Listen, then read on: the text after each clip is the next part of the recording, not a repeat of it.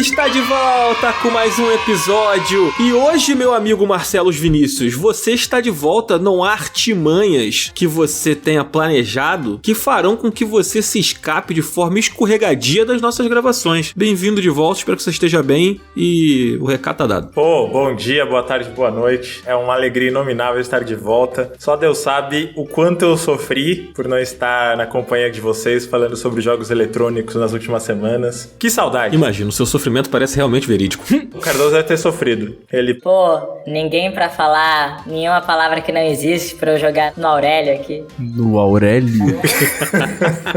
Cara, dicionário da língua portuguesa. Cara, metade do nosso público não faz a mínima ideia do que seja uma única unidade de Aurélio. Não é possível, cara. Como mano. assim as pessoas não sabem o que é o Aurélio, cara? Pô, quanto tempo já não existe o Aurélio, cara? Não, que isso, cara? O Aurélio não existe mais? Eu acho que não. Peraí. Pera que o nosso público é 30 a mais, não é? Pô, mano, achei aqui na Amazon. É mesmo? Aurélio Júnior.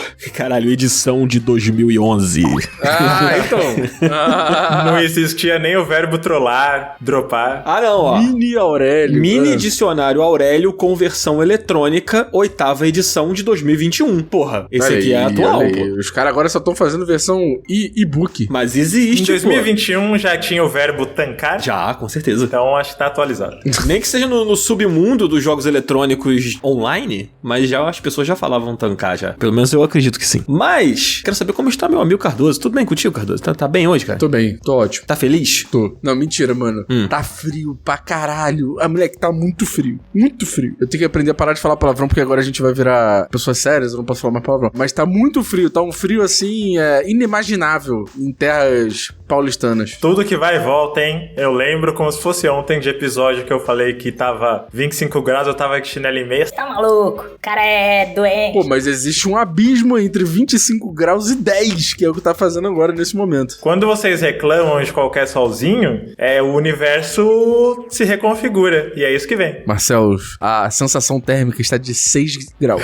6 graus. Não tem como, pô. Eu tô com uma louça gigante, pô. Eu não vou lavar. Vai ficar lá, entendeu? É isso que vai acontecer. Eu descobri que a maior feature de qualidade de vida que existe é uma torneira de água quente na cozinha. Eu vou chegar lá. Cara, na época que eu morei em São Paulo, eu descobri a torneira da água quente, que na casa da minha prima tinha a torneira com água quente. Cara, realmente é um negócio assim... É inacreditável, é inacreditável. Cara, não só por conta do frio, mas porque lavar a louça com a água quente é muito mais fácil. Que a gordura solta mais fácil, as coisas soltam mais fácil, tudo lava mais rápido. É impressionante, cara. É um negócio fantástico, assim. É realmente libertador a torneira de água quente. Todo inverno eu falo, vou separar um tantinho, até o ano que vem eu vou ter uma torneira de água quente, nunca mais eu vou passar por essa situação. Cá estou eu passando por essa situação.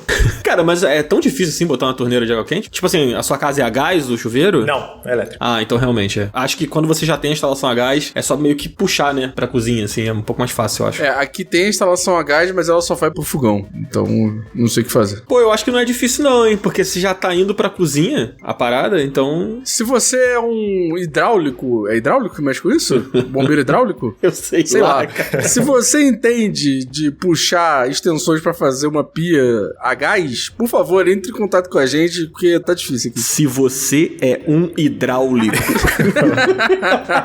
Pô, como é que é o nome disso? Engenheiro hidráulico? Bombeiro hidráulico? Sei lá, como é que é o nome dessa porra? Encanador, é o Mario. Eu lembrei agora do episódio Jogos Envelhecem Mal. Grande episódio. Que o Cardoso tava reclamando da câmera de Ocarina of Time. E aí eu cheguei nessa conclusão agora. Já que esse é o critério, lavar louça com água fria envelheceu mal. Correto. Corretamente. Eu não entendi, mas eu só tô concordando. Agora, falando em coisas que envelhecem bem ou mal, esse aqui é um episódio sobre uma coisa que inevitavelmente envelheceu, né? Afinal, o tempo passa para tudo, para todos. E a gente decidiu fazer um episódio aqui, que é o que a gente vai falar, que não tem nada a ver com absolutamente porra nenhuma que a gente falou nessa introdução infinita, que é o PlayStation 1, né não, Cardoso? Primeira vez que a gente tá fazendo um episódio aqui de melhores alguma coisa sobre um videogame, não sobre um ano, ou sobre um ano, basicamente, que é o que a gente faz, mas enfim, né? E até uma coisa, assim, que fica aí pro histórico da conspiração. Por que escolhemos o PlayStation 1 pra ser o primeiro dessa leva? Fica a questão aí. E não o Nintendo, como, né, nossos amigos aqui, nintendeiros e nintendistas, gostariam. Eu queria ler a sinopse desse programa que tá aqui no roteiro, porque ela sintetiza da melhor forma possível por que o PlayStation 1 foi o primeiro dessa nova linha aí de melhores jogos do console X que a gente tá fazendo agora. A sinopse que o Daniel escreveu com muito afinco foi a seguinte: um dos consoles mais importantes da indústria. E acabou Eu comecei a escrever, e aí me chamaram pra porra de uma reunião de trabalho, e aí eu não terminei, entendeu? Então tá aí. Mas isso aí é uma boa síntese, cara. É, cara. Não, mas o primeiro top de console tá sendo PlayStation, porque é igual, sei lá, abertura de Copa do Mundo. A última Copa, a abertura foi Peru e Arábia Saudita, não foi Brasil e Alemanha. Na estreia tá todo mundo com a atenção focada ali, aí você guarda o melhor pra depois. Entendi. Sabedoria aí. Mas a gente trouxe o PlayStation, né, aí como o primeiro pra abrir e inaugurar essa nova vertente. Leva, de programas aí que a gente vai fazer, mas como que ele vai funcionar? Pra galera que tá chegando agora e não sabe como funciona, a gente tem aqui uma fórmula infalível para fazer... Matemática pura. Para fazer listas, né, cara? Listas, assim, de top 10, né? Então a gente pega, por exemplo, quem acompanha aí, a galera que tá ouvindo, tá cansado de ouvir isso, mas a gente vai repetir mesmo assim, porque, né, é importante deixar claro, deixar as claras. Quando a gente faz, por exemplo, o melhores do ano, né? Tipo assim, no final desse ano agora de 2024, a gente vai fazer um programa lá de os melhores jogos de 2024. Então cada um vai montar uma lista própria, e aí a gente, através de uma fórmula matemática baseada em Pitágoras, baseada em Arquimedes e coisas desse tipo. Einstein, exatamente. Sheldon Cooper. Fibonacci paga comédia perto dessa fórmula. Oppenheimer, o que eu tenho a ver? Exatamente. E aí a gente vai e faz essa lista, né? E compartilha ela aqui. Mas como é a primeira vez que a gente tá fazendo sobre um videogame em si, né? Deu trabalho, né, Cardoso? É difícil, né, cara? Pô, deu trabalho, foi diferente. Porque quando a gente fala do ano, né, cara? O ano é aquilo aí. São 12 meses dos jogos que saíram naquela janela ali de 12 meses. Tem bastante jogo saindo todo ano, mas não dá pra comparar com a biblioteca inteira de um videogame, né, cara? E eu queria lembrar uma coisa muito importante, Dan, sobre essas listas, que é, a partir do momento em que a lista do Up é sacramentada, nenhuma lista do planeta inteiro tem validade mais. Acabou. A lista definitiva é do Up. Então, qualquer site que você abrir e tiver uma lista ali, se já saiu a lista do Up, esquece aquela lista daquele site ali, porque ela não vale nada. Só o que vale é a nossa aqui. Exatamente. E se você não concorda com isso, a sigla do Up significa o problema é seu, entendeu? O problema é seu. Nossa, aí foi ruim. Aí foi difícil. Forcei a amizade. Mas então, Zabuzeta, vamos puxar aí uma canção? Porra. Pô, posso fazer um pedido de canção? Pedido de canção? Por favor. É uma canção de Play 1? Não, é uma canção muito importante, que eu estou completamente obcecado por ela, que ela se chama o seguinte: Red Sun in the Sky. Aí, quando você procurar isso no YouTube, ô Zabuzeta, é uma foto do Mao Tse Tung na capa. Cara, eu tô até com medo de perguntar o que é, então eu só vou aceitar. Show. Podemos seguir? Podemos. Um salto de fé, né? Acho que a gente chegou nesse ponto. Exatamente. Então vamos nessa.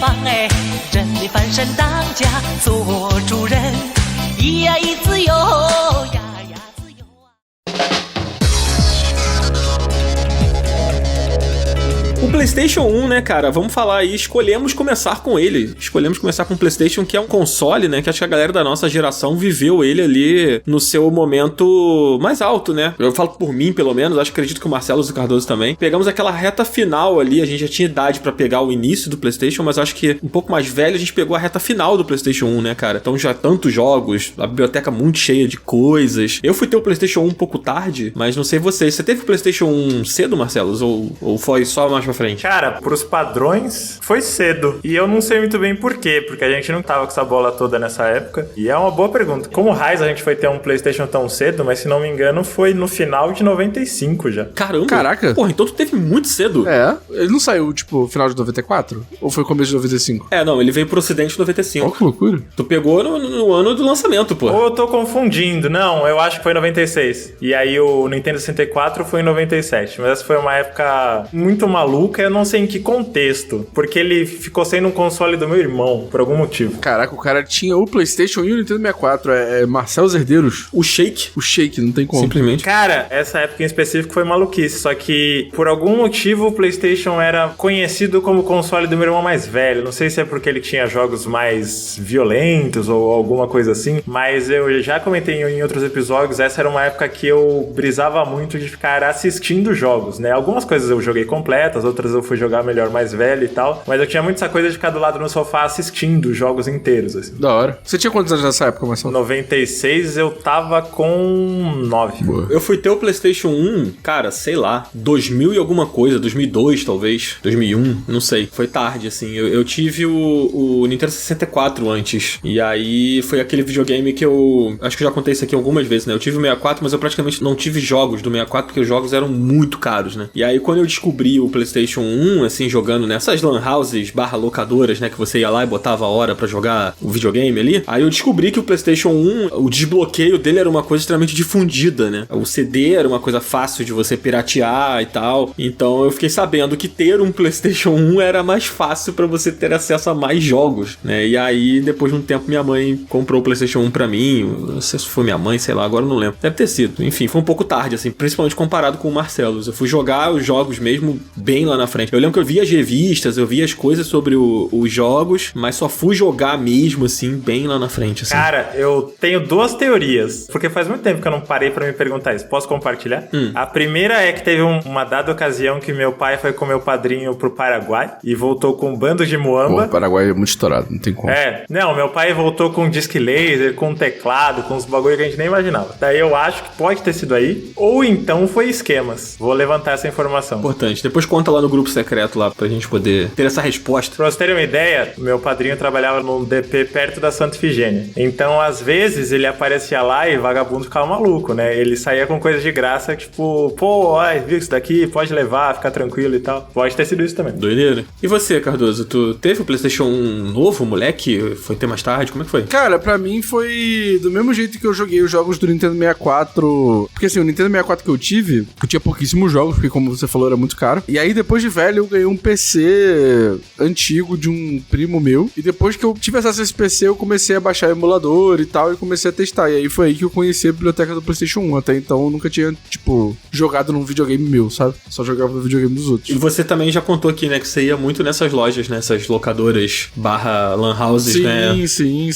Eu ia nessas mais pra jogar PlayStation 2, os videogames mais modernos. Mais modernos, né? Mas o PlayStation 1 eu tive acesso com um emulador, basicamente. Cara, eu me lembro do PlayStation 1 que eu joguei muito ele nessas lojas. E aí eu lembro de ir na casa de um amigo meu que estudava comigo. E aí ele tinha o PlayStation 1, ele tinha o 64 também. E o PlayStation 2 tava meio que pra sair, assim, chegar aqui no Brasil e tal. E aí eu lembro que eu fui à casa dele. E aí ele tinha aquelas cases cheias de CD, né? Tipo, aquela case que só quem viveu lembra dessa porra. Marcou época. Aquela case grandona, assim, que você ia passando, né? Os CDs ali, como se fosse um leque de CDs, né? Obviamente nenhum original. E aí eu lembro que ele pegou uma case, assim, e ele botou na minha mão e falou assim... Cara, esse estojo aqui é só RPG. Aí eu, caralho, como assim? Só...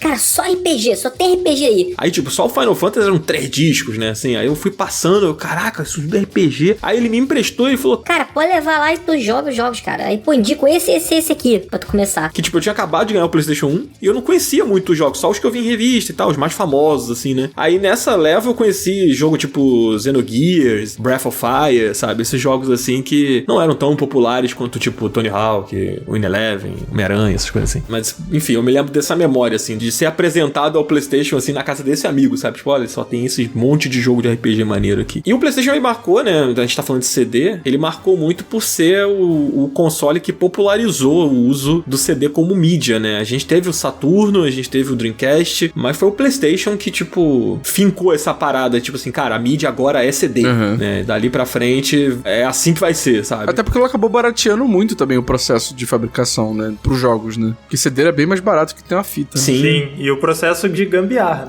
Porque eu lembro que alugar um jogo de Play 1 era R$2 a diária, nessa reta final dos anos 90. Comprar um CD era 10, 3 por 15, assim. Então, nem fazia sentido alugar. Pois é. Eu acho que isso ajudou também a popularidade do console em lugares como o Brasil, né, cara? Tipo, países em que o acesso a esse tipo de mídia sempre foi muito complicado por questões de preço mesmo. Eu acho que o PlayStation, ele acabou ganhando o coração do brasileiro muito por conta do mesmo motivo que motivou a ter o PlayStation lá atrás. Eu acredito que muita gente deve compartilhar desse sentimento, dessa coisa de tipo, caramba, então quer dizer que se eu tivesse videogame, eu compro o jogo na esquina da minha casa, numa banca ali, com um camarada ali, sabe? E baratinho. E baratinho. O Play 2 foi tipo o estopim disso, né? Mas começou no Play 1, né, cara? Eu lembro que meu primeiro contato com o Play 1 foi de um amigo do meu primo, que é mais velho, ele é 10 anos mais velho do que eu, e ele trouxe dos Estados Unidos. E o videogame dele era bloqueado. E aí ele tinha, tipo, 2, 3 jogos ali, que vieram junto com o videogame. E aí eu lembro dele falar isso pra mim, cara, eu tô doido pra desbloquear, que aí eu sim eu vou poder explorar, não sei o que. Então, tipo, já era uma coisa comum, né? As pessoas já compravam o PlayStation esperando desbloquear ele pra poder ter acesso à biblioteca dele, assim. Muito louco isso. E a gente aqui que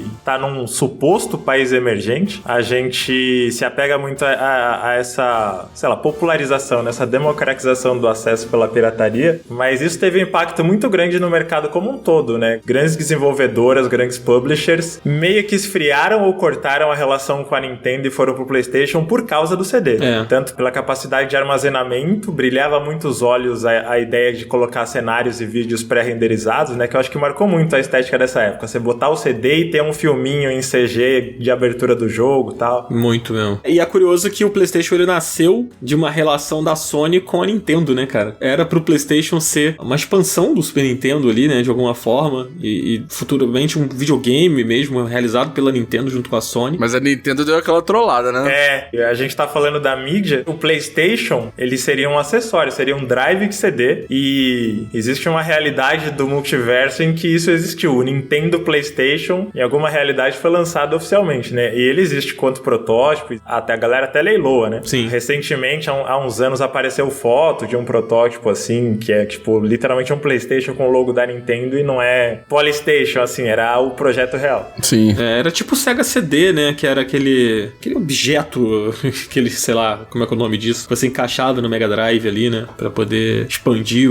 a biblioteca. Aí a Nintendo, resumindo bem, a Nintendo fez uma aposta muito vencedora, né? Ela falou, pô, acho que a Philips é mais esquema aqui. E no fim não virou um console, a Nintendo liberou umas franquias pro Philips CDI, que criou jogos incríveis, né? End of Gamelon, Hotel Mario. E a Sony foi se virar e fazer o console próprio. Basicamente a Nintendo falou bora marcar pra Sony e foda-se, né? Sim. E o resto é história. Aí a Sony falou, então beleza, vou criar o meu aqui e é isso. A verdade é que a Sony já tinha o projeto, né, cara? Sim. A engenharia do PlayStation já tava, tipo, encaminhada ali, né? Então, já que não deu match com a Nintendo, a coisa não foi pra frente, acabou que o PlayStation nasceu e a grande ironia é que, tipo, desse projeto nasceu um videogame que tá aí até hoje, a marca extremamente consolidada e que é sinônimo de videogame também. E durante muito tempo imperou o PlayStation como o videogame mais popular do mundo, assim. E hoje, sei lá, acho que talvez ainda seja. O Nintendo Switch tá num patamar muito alto, mas o PlayStation, aqui no Brasil principalmente, né, cara? Não, aqui no Brasil não tem nem esquema, mas o PlayStation é muito popular. É muito popular, né, cara? É muito louco isso. Aconteceu com o PlayStation o que já tinha acontecido com a Nintendo antes, que é a marca virar sinônimo daquilo que ela vende. Manja quando a gente, em vez de falar esponja de aço, a gente fala Bombril? Sim. Quando eu era moleque, você tinha um videogame e falava, é um Nintendo. Podia ser um Dynavision, TurboGrafx do escambau, Nintendo. Engraçado, pra mim é PlayStation.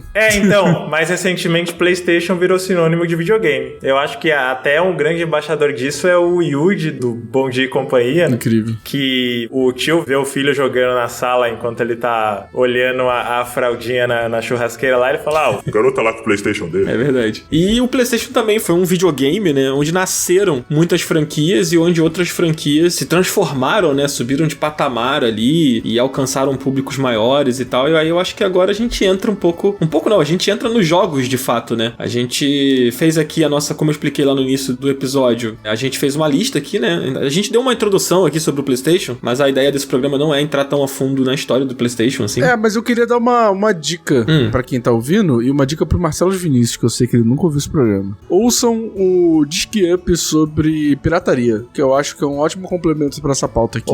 porra, essa você perdeu, hein? Esse eu ouvi sim. Esse você ouviu? Caraca, aí sim. Gostou? Bom demais. Boa. Foi bem naquela época que eu tava... Pô, vou entrar nesse podcast, deixa eu ver o que eles andam fazendo. Vou ouvir a merda que eles estão fazendo aqui. Posso fazer só uma menção honrosa antes dos jogos de fato? Claro. Eu acho muito impressionante o fato do PlayStation 1 ter um controle que, tirando os analógicos e uns detalhes de ergonomia, touchpad e tal, cara, ainda é basicamente o mesmo controle. Em o quê? 30 anos, né? Sim. E funciona bem pra caralho até hoje, né, cara? A posição dos botões, o conceito, pro que ele se propõe, ele é imbatível. Não vou dizer que é o meu controle favorito, mas eu acho ele perfeito porque ele se propõe. Cara, pior que hoje em dia ele é o meu controle favorito, o DualSense, né? Cara, eu tento jogar com outros controles, eu não consigo. Tipo, Street Fighter, quando eu vou jogar no PC, eu meto o DualSense ali, porque eu acho ele hoje o melhor controle que tem, mano. Eu acho que ele foi melhorando. Eu falei desses detalhes de ergonomia, eu já ouvi mais de uma pessoa que tem tendinite falando que é só só o DualSense que segura. É muito bom esse controle. É. Só a bateria que é uma merda. Sim, a bateria é horrível. Mas uma coisa muito louca, né, é que o PlayStation, inicialmente, ele nasceu com um controle que não tinha os analógicos ali de baixo, né? O controle dele original era bem parecido com um controle de Super Nintendo, né? É, bem parecido naquelas, né? É, o esquema de botões, né? Só que ele tinha os gatilhos em cima, né? É, ele tinha o grip também, né? Ah, sim, sim. Mas eu digo o esquema de botões, assim, né? Eram 4 botões de um lado, e o analógico do outro, e o Start e o Select ali, né? No meio. Ele tinha esse mesmo esquema. Sim. É, e ele não se chamava, esse primeiro não se chamava DualShock, né? Acho que o DualShock era justamente desse com 2 analógicos e Rumble. É, eu não lembro do nome do primeiro controle. O primeiro controle eu não lembro o nome também, mas eu sei que quando ele ganhou o analógico era Dual Analog Controller. Era o nome dele. Aí depois ele se transformou em DualShock. Eu acho, posso estar comendo bola aqui, mas eu acho que o choque veio de terem adicionado o Rumble, depois do Rumble Pack do Nintendo 64. Pode ser. Faz sentido, sim. Mas é muito louco que isso foi em 97 que saiu o controle com os 2 analógicos. É, ele não veio no lançamento, né? Não foi no lançamento, foi tempo depois. Mas de lá pra cá, isso se tornou um padrão, né? Beleza, o Xbox fez diferente, colocou o analógico em cima e tal, e os direcionais embaixo, mas assim, o esquema é basicamente o mesmo, assim, né? Como um controle funciona, é muito parecido. E tá aí até hoje. Mas vamos falar dos jogos? Bora! Então, cara, pra explicar a galera, a gente fez aqui um top 10, né? Cada um montou o seu top 10 próprio. No final do programa a gente fala as nossas listas aqui. E agora a gente vai falar a lista do Up, que é a lista definitiva da história da humanidade aí. Vamos começar com o 10º lugar, então? Em 10º lugar, Cardoso, é um jogo que tá na sua lista, né, cara? Só na minha? Tá só na sua. Que isso? Inclusive tem o questão, não, achei esquisita a escolha não do jogo, mas desse capítulo da série em si. Quero te ouvir. Começou o preconceito. Em 10º lugar temos Resident Evil 3. Porra! Mais conhecido como Resident Evil Nemesis, Resident Evil Nemesis. Coloca aí, Zabuzeto, a tela de título que ele fala. Resident Evil Nemesis. Resident Evil 3. Pô, esse jogo é muito maneiro. Eu não sei qual que é o problema de vocês terem com esse jogo, não. Não tenho problema nenhum, mas o 1 e o 2 são muito mais lembrados nessas horas. Tu acha? Eu tenho minhas dúvidas, Cara, hein? tem o Nemesis. O Nemesis é muito forte, pô. É um dos personagens mais icônicos da história dos videogames, cara. Da história dos jogos de terror. É um tanque alienígena, zumbi maluco que fica atrás de você. Você toma cada susto, aquele desgraçado atrás de tu, pô. Eu acho ele mais icônico que o Mr. X, por exemplo. Não, enquanto antagonista, sim. Mas se você for ver, sei lá, o 1 é o 1, ele iniciou a série, né? Revolucionou o tal do Survival Horror. O 2, ele foi o mais relançado de todo o universo, né? Acho que só o 4 teve mais versões que o 2, assim. É. Cara, mas eu acho o Resident Evil 3, se eu não me engano, ele foi o primeiro até a Jill, não foi? Não, ela Não, tava a Jill tá no primeiro jogo. Ela tava no 1, né? Só que a história se passava, tipo... Você jogava com ela o tempo inteiro, né? Com a Jill. É. No Nemesis. Sim, ela é a protagonista mesmo do jogo, né? Assim. É, eu gosto muito dela, eu acho ela uma personagem maneira. Eu lembro de gostar de jogar com ela, mas a minha principal parada com o Resident Evil Nemesis é que ele foi o primeiro jogo que me deixou, tipo, com cagaço, mano. Tá ligado? Porque, tipo, eu já tinha jogado os 2 primeiros, achava legal e tal, mas o Nemesis, o fato de não saber onde o Nemesis ia aparecer, dele aparecer do nada, correndo atrás de mim, gritando, e com bazuca, e com não sei o quê. Isso que pra mim era a grande parada do jogo, assim, esse medo constante desse inimigo, que é um monstro que eu não sei como é que eu vou derrotar, aparecer, sabe? É meio que aquele... Como é que é o nome disso? Arma de Chekhov, sei lá? Que é aquela coisa, tipo assim, de um filme te apresentar uma bomba bem no começo do filme, e você saber o tempo inteiro que aquela bomba pode explodir a qualquer momento. Só que ela não explode, tá ligado? Tô ligado. Cara, uma coisa que eu tenho memória muito forte do Resident Evil 3 aqui é que, cara, esse sentimento que o Nemesis traz no jogo, né? Porque o Mr. X, né? Que é conhecido como Tyrant, né? Do Resident Evil 2, ele era um personagem sinistro e tudo mais, mas o Nemesis, ele tinha aquela sensação de tipo, cara, quando ele aparecer, fudeu. Fudeu. Acabou, mano. Acabou. Esquece. Não tem o que fazer. Tu pode gastar tua bala toda nele, tu pode correr que ele vai te alcançar, tá ligado? Ele era tipo aquela coisa do inimigo, tá ligado? Exterminador do Futuro? Sim. Que ele nunca corre, ele vai andando devagar, mas ele sempre alcança você, tá ligado? O Nemesis era meio isso, ele ia andando daquele jeitão dele e ele te alcançava, cara. Ele era muito assustador, cara. Era um personagem muito assustador. Uma coisa que eu lembro muito do Resident Evil 3 que é foda é o lance de você ver Raccoon City em sua magnitude, né? Porque no 2 você fica, a maior parte do jogo você tá dentro da delegacia. Você tá preso na delegacia, né? Você vê um pedacinho ali de Raccoon City e tal, mas no No 3, não. No 3 você começa em Raccoon City, você joga em Raccoon City em vários momentos, Sim. né? Tipo, isso é muito legal. A história do 3, ela não rola em paralelo com a do 2, ou eu tô viajando. Ela começa 24 horas antes dos eventos do Resident Evil 2. Eu não lembrava desse detalhe, não. Porque tinha um papo desse jogo ter começado como um spin-off, né? Vocês já ouviram dessa história? Não. Fala aí. Seria um complemento do 2, e o 3, enquanto sequência da série principal, seria o Code Verônica. O que, se você for ver por cada jogo, faz bem mais sentido assim, né? O jogo foi ganhando um escopo cada vez maior, acho que foi uma decisão comercial mais forte chamar ele de 3 logo e lançar assim. Bom, ele tá aí na lista do Cardoso. Pô, jogão. Muito bom. Cara, eu gosto muito, e aí eu acho que isso aqui, Cardoso, isso evidencia o quanto foi difícil montar essa lista, cara. Sim. Porque, tipo assim, porra, a gente monta as nossas listas pessoais, normalmente do ano, às vezes a gente fica pensando assim, pô, qual jogo eu boto aqui? Agora nessa aqui era tipo, qual jogo eu vou tirar da lista pra poder deixar só 10, tá ligado? É muito difícil, cara. A gente teve que rebolar muito aqui pra fazer essa lista, foi difícil. Pô, foi muito complicado, cara. A hora que você falou, e aí, cadê a lista? Eu tava brigando com as posições ainda. Enrolando o máximo possível. Exato.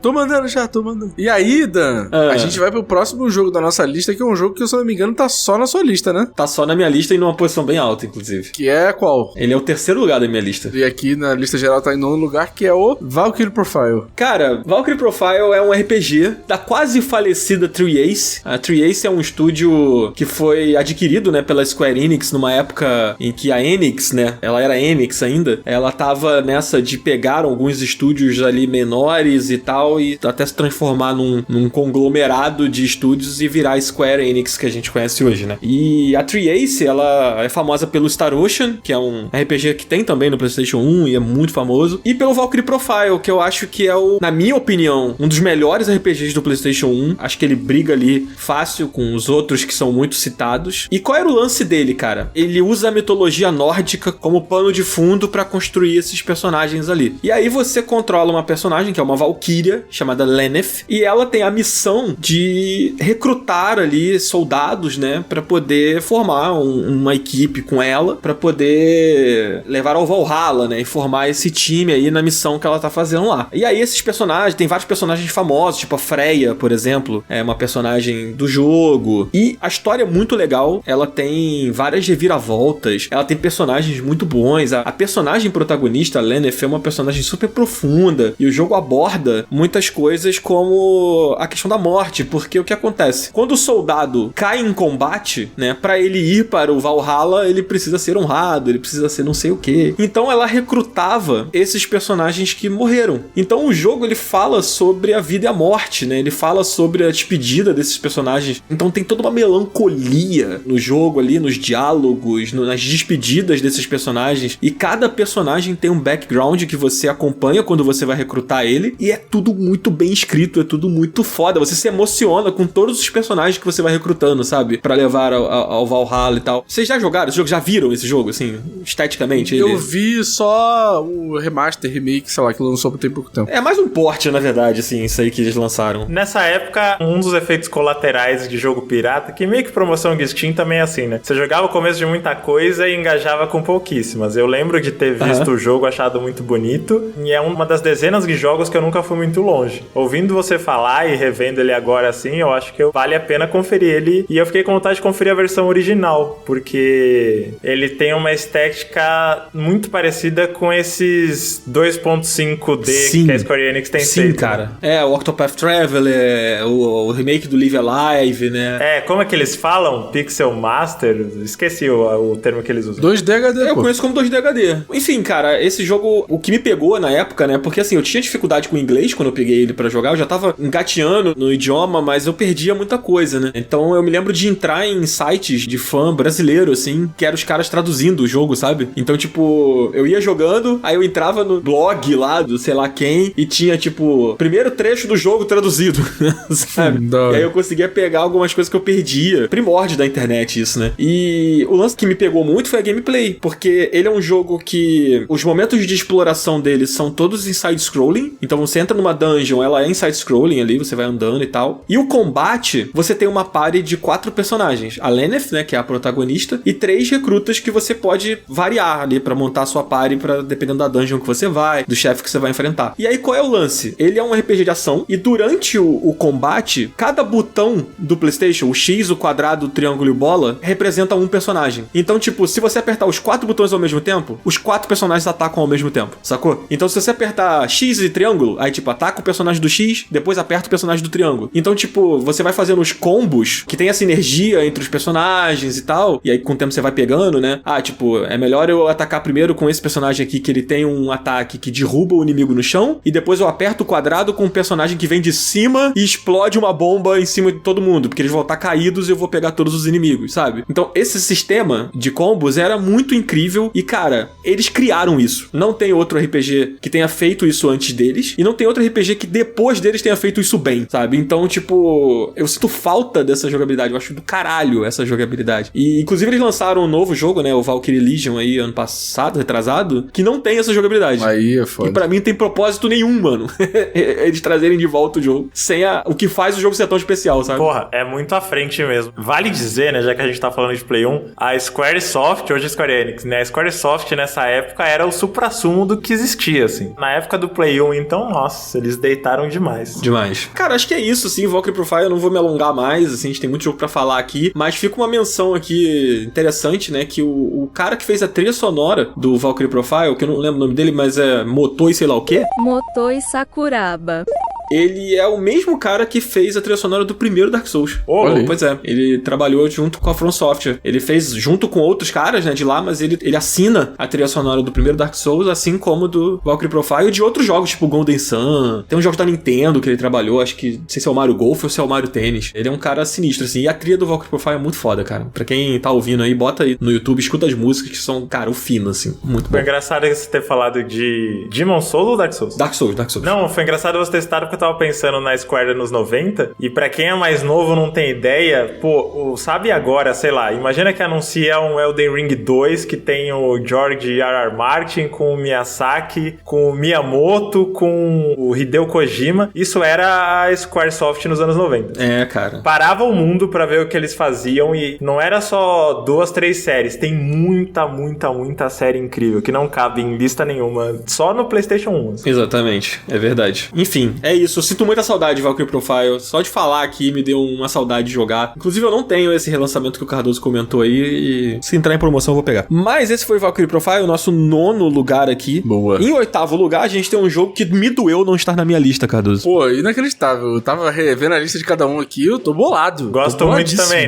gosto muito também. Porra, foda. Chocado. É muito difícil, cara, eu tô muito puto. Eu tô vendo a lista falando, como assim, caralho? Mas enfim. Sorte que eu tô aqui pra representar, tu vim aqui pra representar. Quem é o nosso 8º lugar, Cardoso? Jogo da sua lista, inclusive. O nosso 8º lugar é o Spider-Man, cara, pra PS1. O jogo que também lançou pra Nintendo 64, lançou pra PC, lançou pra Dreamcast, mas eu joguei ele no PS1, eu acho ele um jogo foda de PS1. Cara, é muito curioso como esse jogo, ele já tinha naquela época ideias que a gente foi ver de novo, sendo, né, utilizando as tecnologias atuais e tal, que a gente foi ver agora. Então, assim, o jogo do Spider-Man na época, ele já tinha os uniformes alternativos que a gente foi ver hoje. Então, nesse jogo do Spider-Man, a gente tinha uma porrada de roupa. Pô, tinha uniforme clássico, Homem-Aranha 2099, a roupa preta do Venom, Aranha Escarlate eu acho que tinha também, um monte de roupa legal. Ele já tinha muito essa ideia de fazer um jogo meio que de mundo aberto, mais ou menos, porque dava pra fazer naquela época. Eu acho que ele fez uma coisa muito interessante também, que ele colocou na história do jogo que a gente não conseguia chegar no chão, porque tinha uma espécie de gás toxicológico maluco ali, aí você não conseguia chegar no chão, então você só conseguiria se mover pelo meio dos prédios, o que é muito maneiro. Pera, era por isso? Aham. Eu não fazia ideia. E pra mim nem precisava dessa desculpa também. Eles botaram na história, pô. Eu acho legal, eu acho maneiro. Não, eu achei divertido, só que se não tivesse explicação nenhuma, eu tava feliz também. Ah, sim. Cara, e tem uma coisa muito legal também, que essa época ainda não era a época dessa bagunça da Marvel, de quem que é IP de quem, não sei o quê. Eram tempos mais simples, e aí, cara, tem uma lista de aliados muito legais no Spider-Man, que aparece a Gata Negra, o Demolidor, o Venom, tipo, é meio que aliado. Aparece o Capitão América, o Tocha Humana e o Justiceiro. Caralho. Então, Então, tipo assim, tem várias participações especiais muito legais. E é legal que esse jogo ele foi desenvolvido pela própria Activision naquela época que a Activision tava, tipo assim, só produzindo pedrada atrás de pedrada, né? Foi a mesma época do Tony Hawk, Spider-Man. E aí tinha várias versões, tipo assim, as versões do Game Boy Color também era muito boa. Inclusive, quem desenvolveu a versão do Game Boy Color do Spider-Man foi a Vicarious Vision, que foi pegar o Tony Hawk 1 mais 2 pra fazer e tal, anos depois. Então, cara, eu acho que é um jogo muito maneiro pra se jogar até hoje, assim. Eu fui revisitar esses jogos e é um jogo divertido, um jogo maneiro, é um jogo que tem coletável, tem várias coisas muito legais até hoje, assim. Então, eu acho que é um jogo que dá pra super jogar hoje em dia. Eu acho ele muito bom. Uma das memórias que eu tenho dele, além de jogar igual um maluco, é que eu fiquei muito animado quando eu vi na revista que ia ter um outro jogo parecido no Nintendo 64 do Superman. Vocês devem saber de que jogo eu tava falando.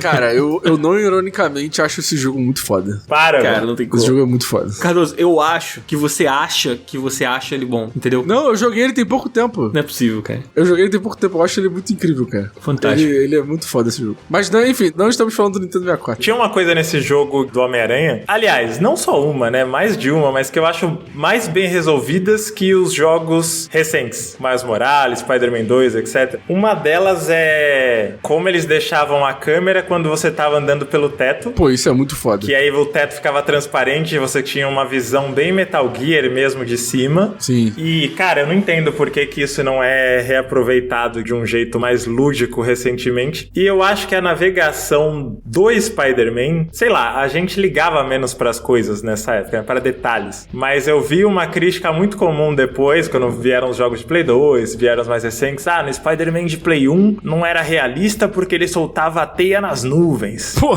Cara, quem se importa pra onde está soltando a teia? O importante é pular, ser divertido, sabe? Sim. E eu acho que certos jogos dessa época, eles eram mais lúdicos porque eles não ficavam tão preocupados com essa lógica interna ultra realista. Era se o bagulho é legal e se funciona, sabe? Sim. E, mano, tinha uma coisa também nesse jogo que era muito legal, que era, tipo, umas perseguições que você fazia a uns vilões e tal. Então, tipo, tinha um medidor ali de distância, que se você ficava muito distante, você perdia a missão, e aí você ia se aproximando do inimigo e tal. Então, eu sentia que era gostoso navegar nesse jogo, tá ligado? Essa era a parte boa do jogo. Cara, uma coisa que é muito legal desse Homem-Aranha, né, é que ele foi desenvolvido pelo mesmo estúdio do Tony Hawk, né, que é a Neversoft, né, que ele era publicado pela Activision, né, mas a Neversoft era um estúdio que era ali do conglomerado ali, que respondia à Activision, né. E aí é muito doido porque a Activision tava fazendo um jogo que era um jogo que tinha o Bruce Willis na capa, que era o jogo Apocalipse. E esse jogo, ele tinha uma ideia muito bizarra que, tipo, você controlava o personagem, né, do Bruce Willis lá no jogo com o analógico esquerdo, e com o analógico direito, você apontava e ele atirava. Caralho. Então, tipo, você conseguia andar e atirar ao mesmo tempo na direção que você apontasse o analógico direito. Deu pra entender? É, tô vendo esse jogo aqui agora. É, pra Doideira, época, hein? era um negócio muito, assim, foda, sabe? Tipo, e aí no meio desse trabalho todo pra criar esse jogo, eles acabaram criando o motográfico que serviu pro Tony Hawk, né? É, que é o mesmo motor gráfico do Homem-Aranha. Que é o mesmo motográfico do Homem-Aranha. Uhum. Né? Tipo, o Homem-Aranha, se você parar pra ver a movimentação dele no ar, a forma como ele faz os movimentos dele, assim, você vê que ele tem uma malemolência do personagem que é dos personagens do Tony Hawk, né? Sim, tipo, sim. a forma como o corpo dele se mexe, tipo, o braço, a perna e tal. Tudo nasceu porque eles estavam fazendo esse tal desse Apocalipse, esse jogo que eu nunca joguei, eu só ouvi falar e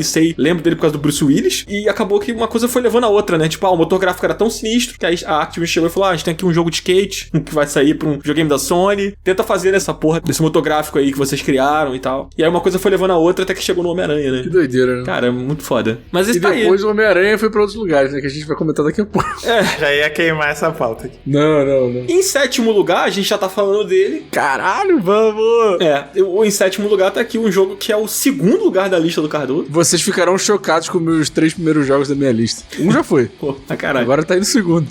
Cara, eu descobri nessa gravação o maior fã da Neversoft de todos os tempos. Sim, saudade. É que você não tava na última gravação, que eu fiquei chorando porque a gente não tem mais Tony Hawk. É verdade. Ele tava lá vendo a Raíssa nas Olimpíadas. Então, mas eu queria ver a Raíssa no meu videogame também. Isso ia ser muito bom. Raíssa Leal Pro Skater. Porra, é absurdo. Em sétimo lugar, a gente tem o primeiríssimo jogo de estreia da série Tony Hawk's Pro Skater. Acho que é um dos jogos mais queridos pela geração que acompanhou o PlayStation 1, né? Que viveu o PlayStation 1 ali. E é o segundo lugar da lista do Cardoso, né, Cardoso? Acho que o Cardoso já tá cansado de se declarar pra esse jogo aqui no Up, né? Mas eu vou falar mais, eu quero que se foda. Cara, eu tava relembrando sobre a história desse jogo e como é que a gente chegou até aqui. aqui e tal. E tem uma coisa muito interessante da timeline da carreira do Tony Hawk no skate, que o Tony Hawk ele começou lá nos anos 80, né, andar de skate e tal, e aí os anos 80 e começo dos anos 90, principalmente pro skate, foram anos muito ruins pra modalidade, né, porque a popularidade caiu muito e tal. E um dos momentos em que aconteceu um resgate da modalidade por causa do Tony Hawk foi um momento clássico durante o X Games 5, cara, que no dia 27 de junho de 1999 o Tony Hawk performou a manobra 900, que era uma manobra que até então ninguém nunca tinha feito, e que ele, tipo assim, numa transmissão ao vivo, tentou 10 vezes, não conseguiu, e na 11ª ele conseguiu, e foi, tipo assim, um dos maiores momentos do skate mundial, assim, ficou marcado pra sempre. Lógico, hoje em dia tem um monte de gente que consegue fazer muito mais do que o 900 no skate, mas esse momento ficou muito marcado, assim, e logo depois, em setembro do mesmo ano, alguns meses depois, foi lançado o Tony Hawk Pro Skater, né? Pra mim, cara, foi uma das principais plataformas de divulgação da modalidade no mundo, assim, tipo, eu acho que a parada se popularizou num nível que acabou atingindo gerações e gerações de pessoas que cresceram com esses jogos e que cresceram com a vontade de andar de skate por causa desses jogos, sabe? E é muito difícil a gente ver um jogo tomando esse nível de proporção cultural, sabe? Então eu acho que a importância do Tony Hawk Pro Skater tá muito além do videogame, eu acho ele um jogo muito foda, eu adoro jogar ele, eu jogo ele até hoje, joguei 1 mais 2 e adorei, mas eu acho que principalmente o grande lance dele foi ter inspirado uma geração de jovens a andar de skate e a principalmente curtir a cultura do skate, porque o skate não é só andar de skate e fazer manobra. Skate é música, skate é lifestyle, é a maneira como você se veste, é o que você escuta. O jogo teve uma trilha sonora,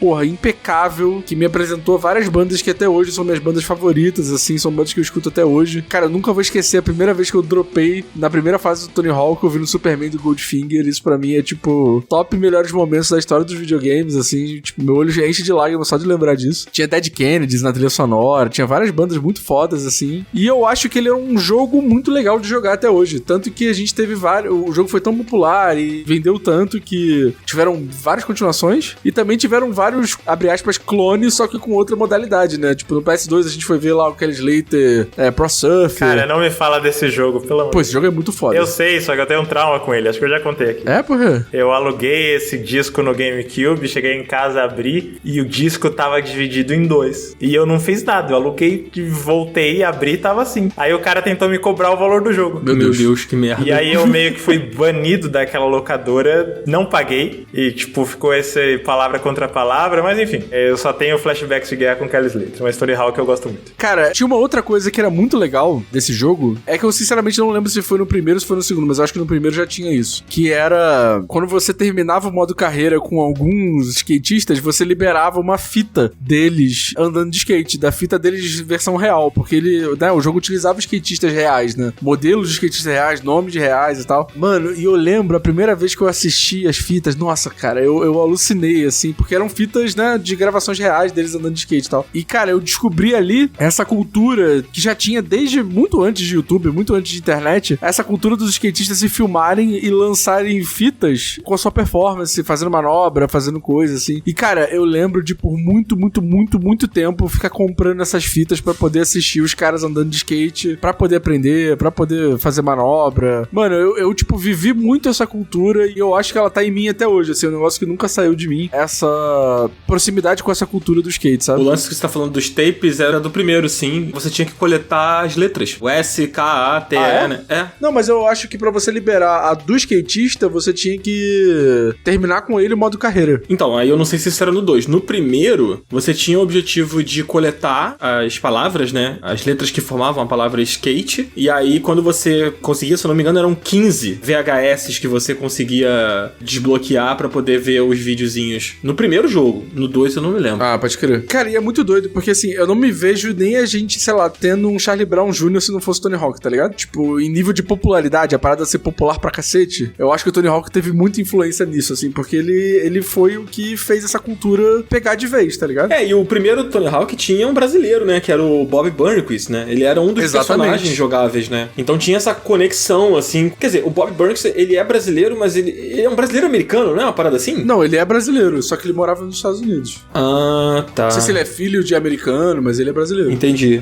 Pode crer. Cara, ouvindo o Cardoso falar, tem um filme, eu já comentei antes, né? Praticante de danças urbanas, street dances. Tem um filme sobre danças urbanas que chama Breaking, que ele é de 1984. E aqui no Brasil, quando ele chegou no cinema, ele meio que começou a febre de street dance e da cultura hip hop aqui, que a galera, velho, ia no cinema e fazia gambiarra pra entrar sem pagar, pegava 3 ingressos, viu o filme 5 vezes e a galera tava indo no cinema não pra ver o filme, porque já tinha visto. Era pra tentar entender os passos pra depois ir lá pra São Bento praticar, fazer rodinha, de tentar conhecer as músicas e tal, que foi meio que um dos pilares fundadores da cultura hip hop em São Paulo. E eu acho que o Tony Hawk foi o breaking dos videogames, de certa forma, assim. Nessa difusão de uma cultura e de um estilo de vida pra uma geração, assim, pô, surreal. Muito, muito foda. Pô, muito absurdo, assim. Maneiríssimo, muito foda. Sei lá, eu penso muito que se tem gente andando de skate até hoje, o Tony Hawk tem sua influência, tá ligado? Pode crer. Então esse foi Tony Hawk, nosso 7º lugar, por incrível que pareça. Em 6º lugar, a gente tem, olha aí, Final Fantasy, né? Final Fantasy IX, jogo que tá altíssimo na lista do Marcelo Vinícius, cara. Tá na minha lista também, mas na lista do Marcelos é o quê? É o 2º lugar, né, cara? Isso, 2º lugar.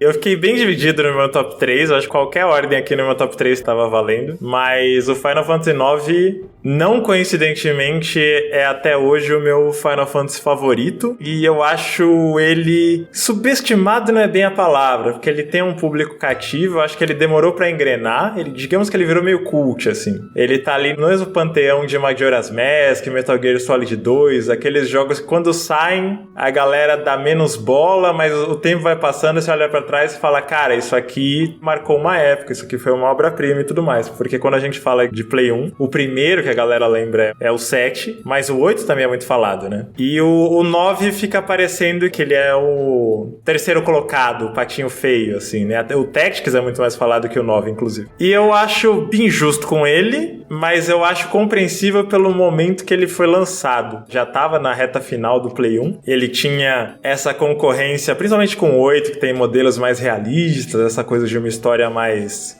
densa, mais soturna e tudo mais. E eu acho que o 9, ele é... Pô, como é que eu vou colocar? Lúdico. Também, mas pra mim o que é mais fantástico nele é que ele é o fim de uma era, assim. Porque no Play 1 a gente viu muito esse movimento, até da própria Squaresoft, dos RPGs irem ficando cada vez mais esteticamente realistas, deles buscarem mais uma cinematografia, dos ambientes ficarem mais tecnológicos, às vezes até pós-apocalípticos, de certa forma. E a Era de Ouro, que, como dizem dos RPGs japoneses, tinha muito essa coisa da aventura medieval, da fantasia, dos magos, dos ladrões, das princesas e tudo mais. E mesmo agora a gente já fala isso com um certo sentimento nostálgico, mas já era assim em 99 e 2000. Quando você olhava pro Final Fantasy VII, ele já tava fazendo essa ruptura. O 6 também já tava, de certa forma. E você ficava imaginando, já no final da época do Play 1, como seria se a Square dedicasse todos os recursos para fazer um Final Fantasy clássico, assim. Um meio termo entre os Final Fantasies modernos e Dragon Quest, digamos. E o Final Fantasy IX é isso, e ele também é o último do Sakaguchi, né? Que é o criador da série, antes dele sair da Squaresoft. Então sinto que ele meio que fecha uma cortina de uma época dos RPGs que, por mais que a gente tenha vários jogos hoje em dia homenageando muito bem essa estética, o próprio Octopath Traveler e tudo mais, mas, cara, eu acho que a época,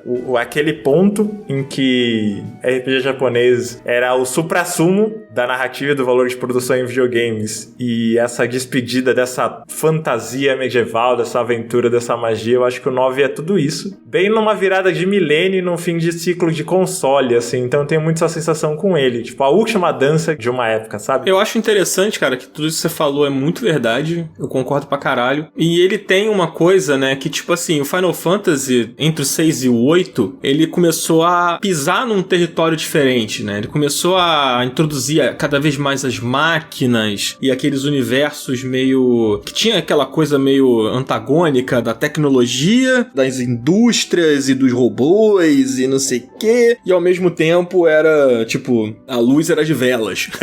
Eram casas de palha, sabe? Então era aquela mistura do medieval com o futurista, né? E os primeiros Final Fantasy, o primeiro principalmente, ele é bem medievalzão mesmo. Ele é muito mais parecido com Dragon Quest do que com Final Fantasy VII, do que Final Fantasy VIII e os mais recentes, né, 15 e tal, 16. E o 9, ele tinha a proposta de ser exatamente o que era o primeiro Final Fantasy, né? De ser aquela vibe, tipo, bem fantasia medieval, mais retrô e tudo mais. Inclusive, ele traz, tipo, na mecânica dele, ele traz várias ideias que eram ideias dos jogos anteriores, né? O 6, eu acho que ele foi o último que era mais nessa vibe dos primeiros Final Fantasy, né, em termos de gameplay. E o 9 traz de volta algumas ideias. Eu me lembro da coisa que você podia, nos primeiros jogos, né, você tinha cada personagem da sua party, e aí você tinha como equipar esses personagens com alguns itens que ensinavam habilidades específicas pra eles, né? Então, tipo, é como se você colocasse, sei lá, um cordão, um anel, um bracelete que, tipo, dava mais ataque, ou que dava uma magia específica, ou uma habilidade específica. E aí, com o tempo, você formava cada personagem da sua party com vários equipamentos. No 9, ele tem um lance de que você coloca o equipamento nele e ele aprende o que o equipamento dá. Então, tipo, com o tempo, conforme você vai progredindo no jogo, você tira aquele equipamento, porque o seu personagem já fez a leitura do que aquele equipamento tem pra ele aprender, e aí você coloca um outro equipamento pra ensinar uma outra habilidade. Então, tipo, o sistema de progressão era gigante, né? Tipo, você tinha como transformar cada personagem da sua party em personagens muito únicos. Porque, tipo, na sua experiência, você escolheu que, sei lá, que o Vivi vai ter X habilidades que você vai equipar nele, diferente do que o Cardoso escolheu quando tava jogando, sabe? Então, tipo, esses detalhezinhos profundos de RPG que esse jogo tem são muito maneiros. E ele é o Final Fantasy do PlayStation 1 que tem mais side quests, né? Tem mais caminhos pra você fazer e caminhos opcionais pra você fazer. É muito foda. Tem até uma coisa muito engraçada. Aí, em retrospecto, eu digo engraçado porque é até meio retrato da época, assim. Mas que eu acho muito legal. Eles deram um nome pra opção de Active Time Event. Você tá numa determinada situação e aparece a opção de você ver o que tal personagem tá fazendo agora. Ou como ele tá reagindo no meio dessa bagunça. E aí corta pra uma outra situação. Você lembra disso? Não lembro, cara. Eles deram um nome, chama AT. Tá no texto do jogo. Ele é como se fosse uma feature. Eles chamam de feature a mera função de você cortar pra ver outro personagem. Tipo, sair de uma cena pra outra, assim. Que coisa maravilhosa. E eu acho isso fofo. É tipo um retrato da época, né? Porque é uma coisa que hoje em dia ela é meio básica, mas ela era vendida como, olha que incrível você acompanhar histórias paralelas e cenas opcionais e tudo mais. E você tava falando desse conflito entre o medieval e o tecnológico. As revistas na época falavam muito sobre o retorno das caravelas voadoras, porque nos últimos Final Fantasy os seus veículos pareciam mais naves espaciais e tudo mais. Aí, sei lá, tem uma vibe meio renascentista de minha nossa, caravelas voadoras de volta nos céus de Final Fantasy. Enfim, amo esse jogo. Tem fortes rumores de que um dia ele vai receber um remake com valor de produção altíssimo. Não vou dizer que vai mudar minha vida se tiver, mas eu fico muito curioso pra saber o que fariam hoje, da mesma maneira que fizeram com o 7, o que fariam com esse jogo. E tem uma coisa que a gente tem que falar, né? Que o Vivi é o melhor personagem da franquia, né? Nossa, ele é fantástico. Foi com você que eu comentei que ele é o Mallow 2.0? Não foi comigo, não. Mas tem a vibe, né? E ele acha que é de um povo e não é. E ele tem um avô que é um sapo. O Mallow também tem um avô que é um sapo, que no fim não é avô dele de fato. Essa coisa do sapo é fantástica, inclusive. Enfim. O lance que eles têm com sapo, né, cara? A Square Enix. É legal isso. Tem o Frog de Chrono Trigger também. Sim. Enfim, acho que esse é o Final Fantasy IX, né, cara? Jogaço. Tá uma posição legal aqui da nossa lista. A gente vai entrar no nosso top 5 agora. E pra abrir o top 5, a gente tem mais um Tony Hawk. Isso é culpa do Cardoso, Caraca, tá? eu tô muito feliz com essa lista, cara. Pô, fala sério. Pô, que esculacho, velho. Tirou Resident Evil 2 pra botar 2 Tony Hawk. Chora mais. Cara, eu vou falar rapidamente sobre o Tony Hawk Pro Skater 2 e por que ele tá mais à frente na minha lista que o Tony Hawk Pro Skater 1. Que lógico, ele evolui muitas coisas que o primeiro não faz, então, se eu não me engano, o Tony Hawk Pro Skater 2, ele coloca um manual, que é uma ferramenta imprescindível pra quem quer fazer altos pontos, porque você consegue conectar uma manobra a outra se você estiver no chão. É importante, você abre a caixa, tira o manualzinho ali, dá uma olhada nos comandos. Exatamente, é isso aí. Cara, mas tem uma coisa coisa muito legal que aconteceu do Tony Hawk Pro Skater 2, que foi a adição de novos skatistas, entre eles o Steve Caballero, o Eric Coston e a maior lenda da história dos esportes radicais, que é o Rodney Mullen, que é um cara que, porra, sei lá, na época que ele competia, de 35 competições que ele competiu, ele ganhou 34. Ele foi o cara responsável pela criação das manobras mais clássicas do skate, assim, então flip, heel flip, enfim, uma porrada de manobra que não existia, ele foi o cara que inventou. Tem um documentário muito legal sobre o Tony Hawk chamado Into the Wheels Fall Off, que tem o Rodney Mullen falando algumas coisas, assim, é muito interessante ver como ele é um cara que, tipo, até hoje, com 57 anos, ele é um cara que ele só quer andar de skate, até o fim da vida dele, assim, e ele fala, cara, eu vou fazer essa porra aqui até eu não conseguir andar mais, e, pô, pra mim foi um crime o primeiro jogo não ter esse cara que, pra mim, de verdade, assim, ele é o pai do skate, ele é o Pelé do skate, ele é um, porra, um cara absurdo, assim, e, cara, depois disso, ele nunca mais saiu do jogo até o Tony Hawk Pro Skater Underground 2, se eu não me engano. E, pô, é muito legal poder contar com ele. E Tony Hawk tem essa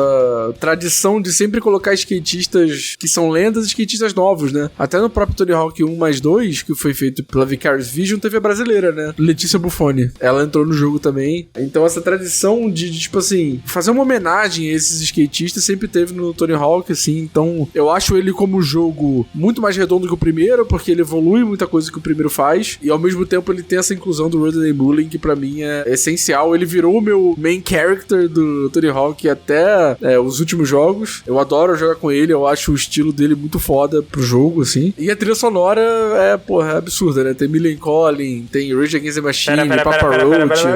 Aí é um adendo importantíssimo. Você falou do seu sentimento quando você ouviu o Goldfinger. Foi por Tony Hawk que conheci uma das bandas da minha vida, Rage Against the Machine, Olha aí, que era Guerrilla Radio, né? Se não me engano, era a própria abertura do jogo. Guerrilla Radio, sim. Você tá maluco. Cara, o Tony Hawk 2 tá na minha lista, mas eu faço coro aqui ao Marcelo, acho que eu fico revoltado de ter os dois Pro Skater aqui nessa lista, porque a verdade é que o 2, ele é uma extensão do 1, né, cara? Tipo...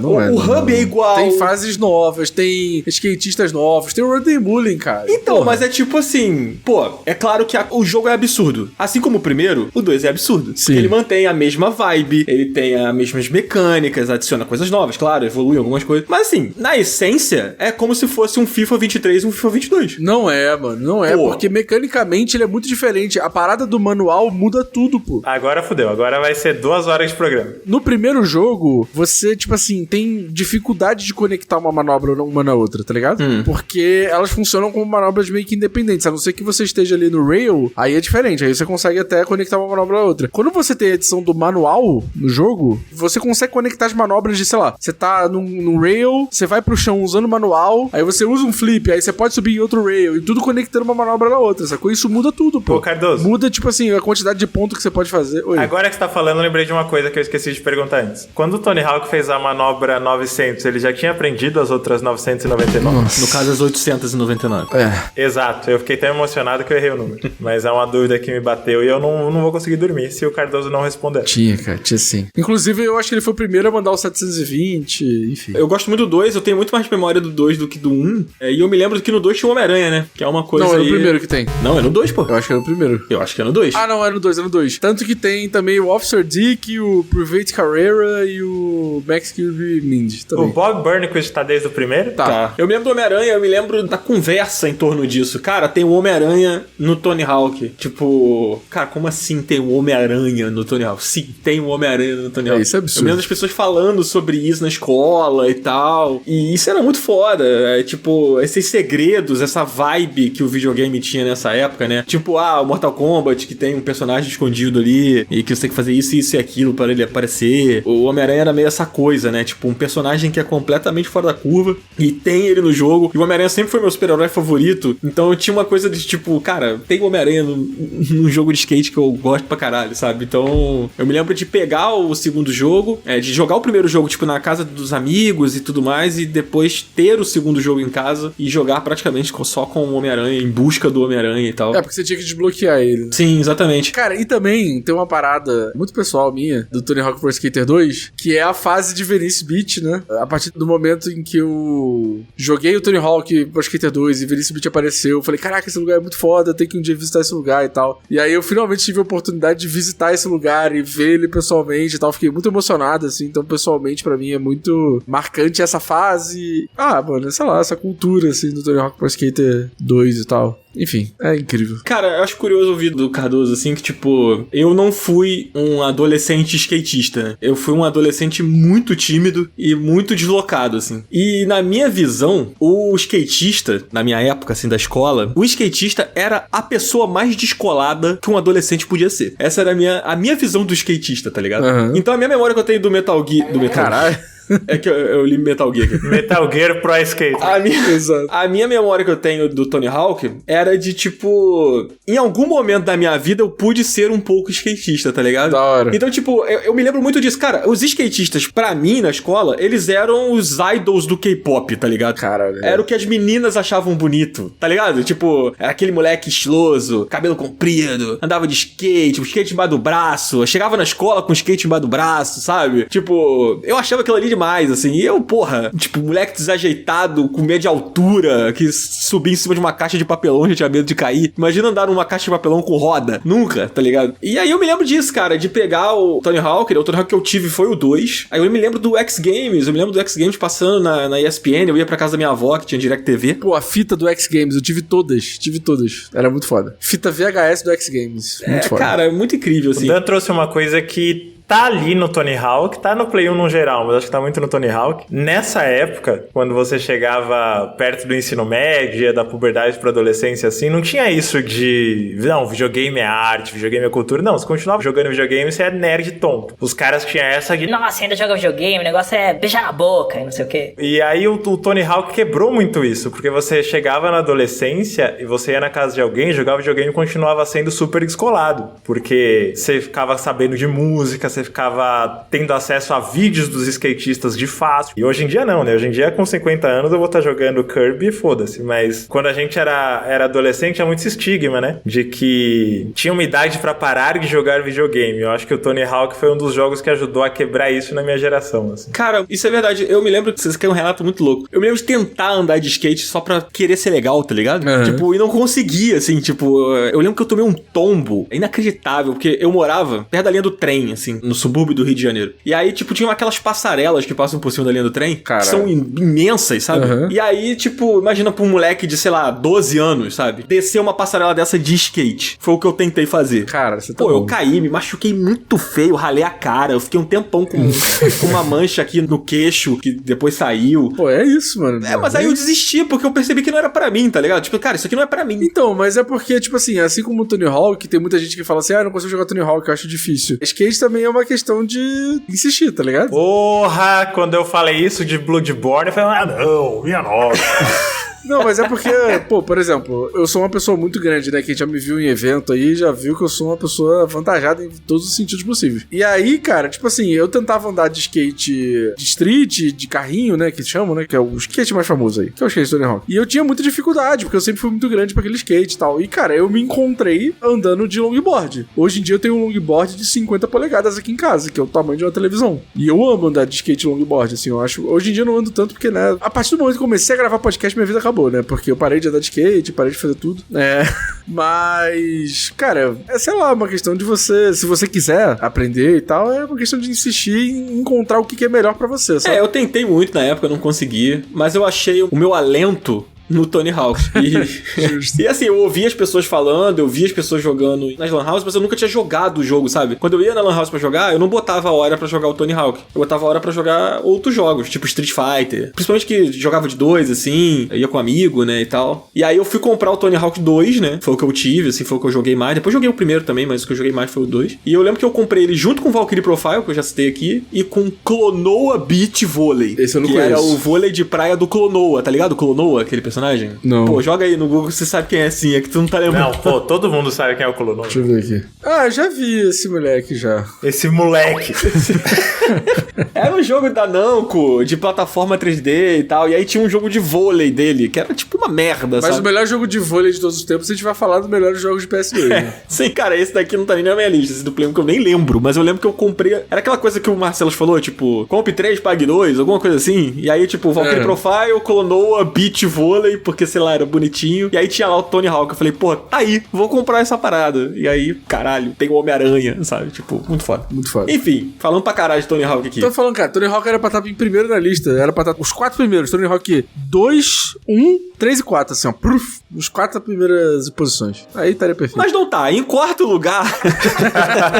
Quem é que tá, Marcelo, em quarto lugar do nosso top 10? Cara, em quarto lugar, eu cheguei a falar quando eu tava falando de Final Fantasy IX, né? Meu top 3 era a definição de tanto faz. Em quarto lugar tá um jogo que se estivesse em primeiro eu acharia muito válido também, que é ele, além da fera máquina, O primeiro, né? a engrenagem metálica sólida, dura como uma pedra. Que delícia. Por bases militares em meio às neves, conspirações, dinossauros mecânicos. É o fino da bola. Pois é, Metal Gear Solid tá na lista de nós 3, né? Acho que é um dos jogos aqui do nosso top 10 que tá na lista de todos, mas tá mais alto na lista do Marcelos. E acho que, cara, esse jogo ele é muito lembrado e citado por ser parte da história dos videogames, né, cara? Quando a gente fala de história, de influência e fala de reverenciar jogos assim, o Metal Gear acaba passando pelo discurso, sendo puxado por uma ou duas pessoas que estão na roda, porque é um jogo muito querido e muito importante, né, cara? Eu falei mais cedo no episódio sobre a febre que rolou no Play 1 de colocar cenas pré-renderizadas, né? O Kojima nesse jogo, ele vai numa direção oposta, que é muito seguida, até mais seguida pela tecnologia que a gente tem hoje, né? Que é emular o cinema com os modelos em tempo real do próprio jogo. Claro que na época esses modelos eram bastante limitados, mas a paixão do Kojima por cinema, que é visível até hoje, já tá muito nítida aqui. Eu acho que foi um jogo que puxou muito em termos narrativos, mas também em termos cinematográficos. A mídia, assim, né, de você pensar modelos poligonais e cenários poligonais como sets, como canvas para você construir cenas mais elaboradas, né? Apesar do boneco não ter expressão, ele conseguia passar drama, ação, tensão, humor de várias maneiras. E também por isso, é claro que depois isso se acentuou, mas também por isso ele foi ganhando a fama de cineasta frustrado, que é uma tremenda injustiça, porque tem uma coisa que Metal Gear Solid é muito videogame, assim. É videogame até o talo. Se você quer videogame, então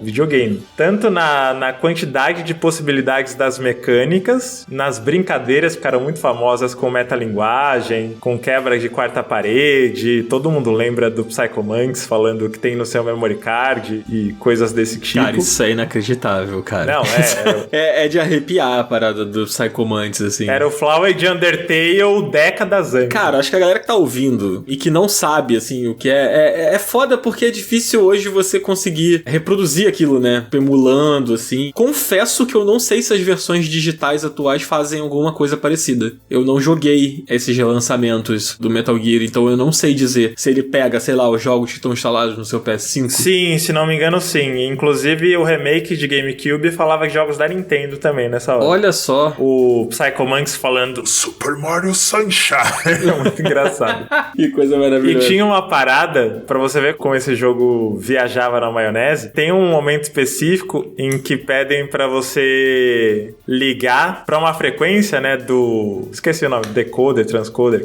que é. Se conectar com uma frequência específica pra conseguir progredir e falam que isso tá na parte de trás da caixa. E se você não tem a caixa original do jogo, se você olha atrás, tem lá a frequência. Só que como que você vai fazer isso numa versão digital? Esse jogo foi relançado digitalmente no Play 3, eu não digo nem as versões mais atuais. Já no Play 3 era assim, quem emulasse tava na lama, e no Play 3 você tinha que abrir o manual que vinha junto, uma espécie de PDF dentro do jogo pra ver qual era. Então ele tinha muitas coisas que eram muito ambiciosas, mas também ficavam muito localizadas naquele tempo, assim, né? E, velho, eu não joguei esse jogo na época da maneira como ele deveria ser jogado, meu inglês era muito precário. Quando era moleque, jogava Metal Gear Solid como quem joga GTA bagunçando a cidade, sabe? Eu ficava trolando os guardinhos. Eu não ficava preocupado com missão, com história, com nada assim. Foi em 2014 que eu peguei o Legacy Collection do Play 3. Foi quando eu parei pra jogar a série inteira, né? Antes de sair o Ground Zeroes. E, velho, tudo que eu gosto de Metal Gear, tudo que eu gosto do estilo do Kojima, que também tá em Death Stranding, já tava nesse jogo. Acho que já tava até no MSX, mas acho que aqui foi quando ele realmente se apresentou pro mundo. Falou, pá, isso aqui sou eu. Isso aqui é o que eu imagino que dá pra fazer com o videogame. E é até hoje inacreditável. Eu não sei qual foi a impressão do Cardoso, né, jogando mais recentemente, mas, velho, não tenho o que falar sobre a mensagem dele, as reviravoltas da história. Tem o lado cafona também, que eu acho que é muito Kojima, que não consigo falar mal disso. Eu acho que tem que ter cafonice, tem que ter umas coisas bem piegas mesmo. E eu acho que ele já brisava umas paradas tipo gene, meme, mensagem antinuclear, várias coisas que o videogame tava só engatinhando. Assim. Cara, foi muito legal a experiência, porque eu nunca tinha jogado o jogo, né? E aí, recentemente, eu falei,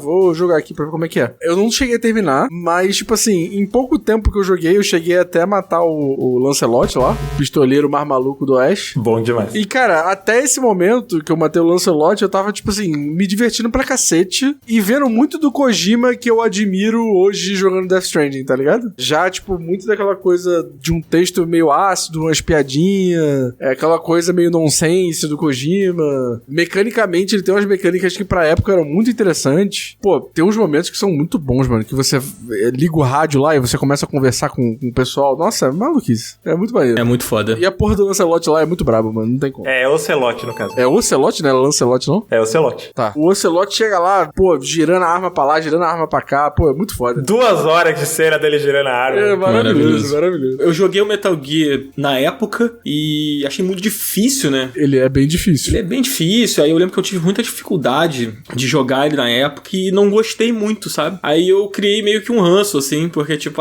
difícil demais. Tipo, isso aqui, porra, desnecessariamente difícil. Se tivesse modo easy era melhor.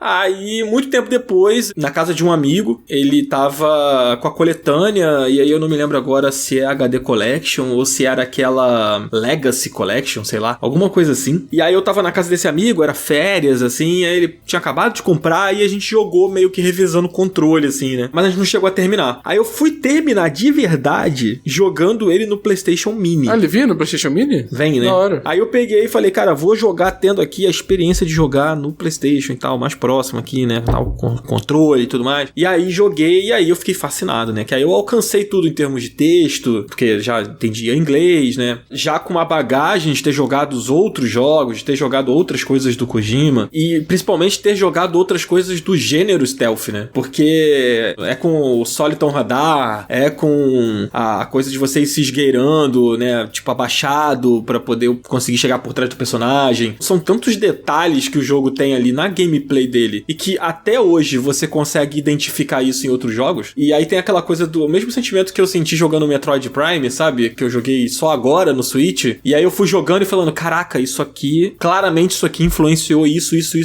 que veio depois, sabe? É como se você estivesse vendo a história assim na sua frente, sabe? E aí eu fui jogando e falando, caraca, eu tô entendendo coisas que eu joguei, eu tô entendendo ideias de jogos que eu gosto e que eu joguei recentemente ou há algum tempo, agora vendo esse jogo aqui. Tipo, essas pessoas fizeram esses jogos que eu gosto graças a isso aqui, sabe? E tipo, esse sentimento é muito foda. É como se estivesse pegando um pedaço da história e mastigando aquilo ali, sabe? É incrível o Metal Gear. O primeiro Metal Gear é foda. Inacreditável. E eu achei que ele fosse até estar mais alto aqui na lista, pra falar a verdade. Eu acho que ele tá bem, mas eu achei que ele fosse estar mais alto. Mas é porque o primeiro é simplesmente um dos maiores jogos da história da humanidade, né? Não tem como. Exatamente. Mas antes da gente falar do primeiro, Carlos, a gente vai falar do terceiro e do segundo. Pô, aí é inacreditável vocês reclamarem do meu Tony Hawk tendo esse jogo como terceiro jogo. Para.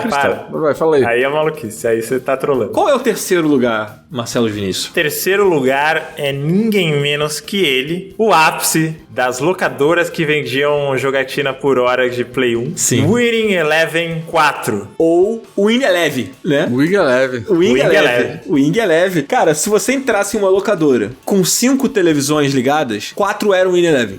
É inacreditável. Tinha 10 televisões ligadas, sei lá, 7 eram Wing Eleven. É impressionante como o troço dominava, né? Cara, sabe qual é o pior? Eu tô reclamando aqui, mas eu abri um vídeo do YouTube com o jogo e eu tô assim, cara, esse jogo era bom pra caralho. Como é que não tá na minha lista? Como é que eu não botei na minha lista? Esqueci. Cara, o Win Eleven 4, né, foi o primeiro jogo a ser lançado no ocidente com o nome de Pro Evolution Soccer, né? Ah, é? É. O Win Eleven até então, ele era o Win Eleven e o Win Eleven. Tipo, era o Win Eleven no Japão e era o Win Eleven no ocidente. O 4 foi o primeiro, que era ISS Pro Evolution. Muito foda. E aí depois virou o PES, né? No futuro ele abandonou o nome Win Eleven e virou o PES. Mas o Win Eleven 4, ele é o meu quarto colocado e ele é o quarto colocado do Marcelo também? Não. Do Marcelo aí tá mais mais embaixo. Tá mais embaixo. Cara, acho que assim, provavelmente esse foi o jogo que eu mais joguei no Play 1, eu acho. Não tenho certeza, mas acho que foi. Eu joguei demais, nossa senhora. E esse jogo, ele era a evolução do International Superstar Soccer e o Win Eleven foi evoluindo cada jogo, assim. Só que no 4 foi quando eles introduziram os times, né? Porque antes era só seleção. E aí no 4 eles introduziram Barcelona, Arsenal, Real Madrid, enfim, Milan. Esses times entraram ali, ainda tinha aquela questão do licenciamento. Tipo, alguns jogadores o nome era escrito errado. Alguns times eram chamados por outros nomes, mas tinham os escudos, mas não tinham os nomes, sabe? Era esse que tinha o Alejo? Não, o Alejo é do International Superstar Soccer.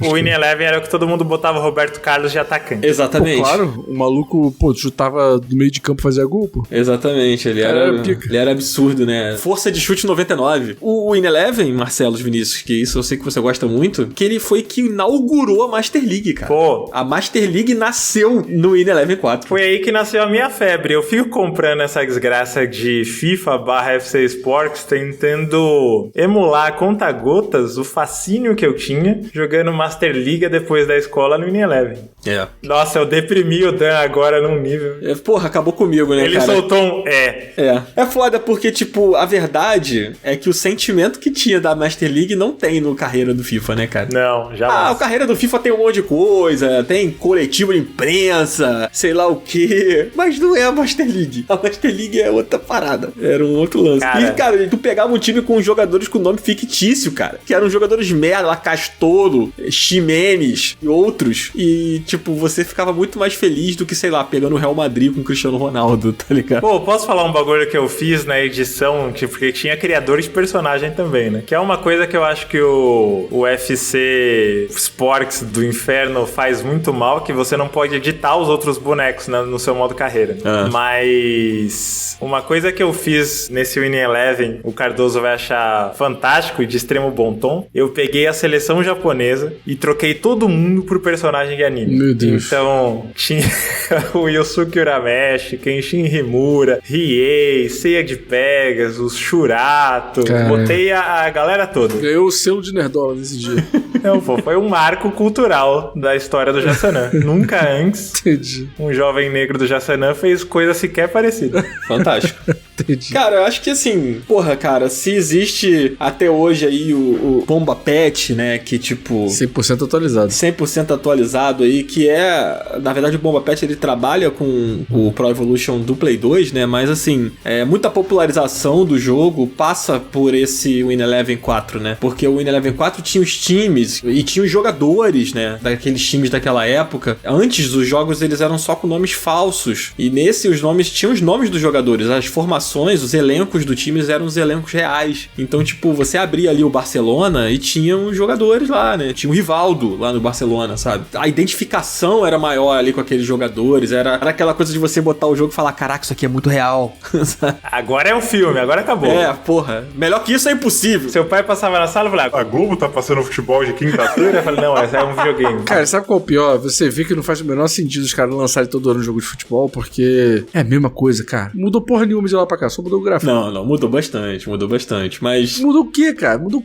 Tu olha, é o mesmo jogo, é a mesma coisa. Não, pô, muda a física da bola, sei lá. A física da bola, mas os dribles, a movimentação dos jogadores. Mas tu acha que precisa todo ano de um jogo de futebol? Não acho que precisa todo ano. Mas isso é outra conversa. Mas assim, de lá pra cá, pô, do Win Eleven 4 pra cá, mudou muita coisa. Pô, o Win Eleven 4 pra cá é a mesma coisa. Cara, eu tô morrendo, eu tô vendo no YouTube, eu vou acabar essa gravação e vou jogar o Win Eleven. É bom demais. Enfim, cara, acho que a Master League, ela é a estrela desse jogo e eu acho que é o que ela faz esse ser o Win Eleven mais marcante do PlayStation 1, que é um modo RPG ali, né, que você criava o teu time lá, você imaginava a sua jornada. Lá atrás isso era tão foda, assim. Pra quem gostava de futebol, o Win Eleven 4 foi um divisor de águas, assim. Pra mim, pelo menos. Enfim, saudades demais desse tempo. Muito bom. Boa. E o próximo e penúltimo jogo, a gente já passou pra caralho o tempo de gravação aqui. Qual que é, né? Cara, em segundo lugar, um jogo aqui que era bem esperado que ele estaria bem alto na lista. Ele não tá na lista do Cardoso, se eu não me engano, mas ele tá bem alto na minha lista e na do Marcelos, que é o Final Fantasy VII, né? O Final Fantasy aí mais popular, o Final Fantasy que mais teve jogos derivados, e o Final Fantasy que esse ano, inclusive, né, saiu a parte 2 aí do remake, então ele tá bem em alta, sendo bem falado aí até hoje, né, cara? Como é louco o quanto o Final Fantasy VII, ele, como um jogo da franquia, parece que ele ajuda a definir muito a franquia Final Fantasy, principalmente para públicos mais jovens, né? É muito doido o que representa o Final Fantasy VII pra indústria, pro PlayStation e pra Square Enix, assim. É um jogo muito forte, né? Acho que tudo que a gente falou sobre o PlayStation enquanto um console que quebrava essa ideia de brinquedo, de coisa pra criança, o PlayStation enquanto um console que explorava cenas cinematográficas, o PlayStation enquanto ápice dos RPGs japoneses, tudo isso é Final Fantasy VII. É aquela coisa, né? Você joga PlayStation 1, pede pra pessoa fechar o olho e fala PlayStation 1. Muito provavelmente vai aparecer Final Fantasy VII na cabeça dessa pessoa, a menos que ela seja o Cardoso, que aí vai aparecer os bonecos dando manual de skate.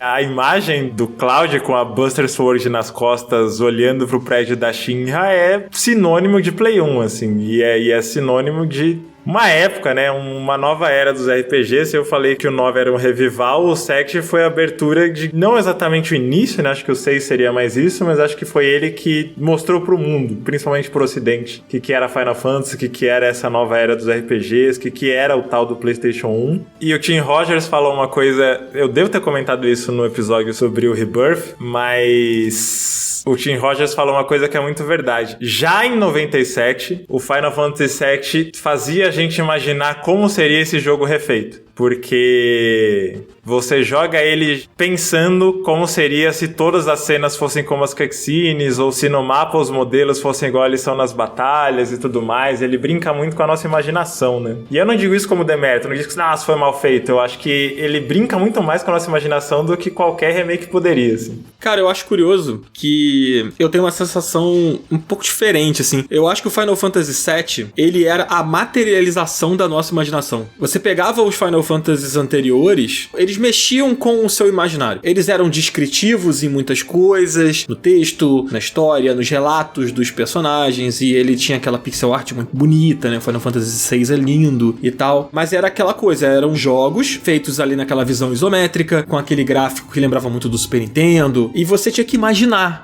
como que será essa cidade aqui? Tipo, esses becos que eu tô passando nessa cidade aqui, tipo, você tinha que imaginar como aquilo era, sabe? E o Final Fantasy VII, ele transformava o conceito da imaginação que os RPGs 16-bits tinham e materializava na sua frente, sabe? Você via o prédio, você via o beco, você via a luz que saía da casa e iluminava a rua. Você não precisava imaginar, tipo, ele fazia isso pra você, sabe? E, tipo, era o videogame, pelo menos pra mim, né? Tipo, na minha memória, era o videogame fazendo isso, tipo, de forma escancarada, que era coisa do 3D, né? Era o poder do 3D, era a mesma coisa do Ocarina, sabe? Eram jogos que, tipo, eles faziam o trabalho de pensar por você. Tá aqui, cara, tá aqui. É isso aqui, ó. Você não precisa imaginar, não. Toma aqui. A casa é assim, é desse tamanho aqui. A diferença de altura do trem pro Cloud é essa aqui, ó. Tipo, o Barret é mais alto do que o Cloud. Ele não é 3 pixels mais alto. Ele é isso aqui, ó. Olha a diferença da altura dele. Ele é quase o tamanho da porta. Ou seja, eu tô equivocado de tentar imaginar além do que ele oferecia. O Dudan acabou de falar que eu errei em existir. Não, o que eu tô dizendo, Marcelo, é que você é um homem muito sonhador.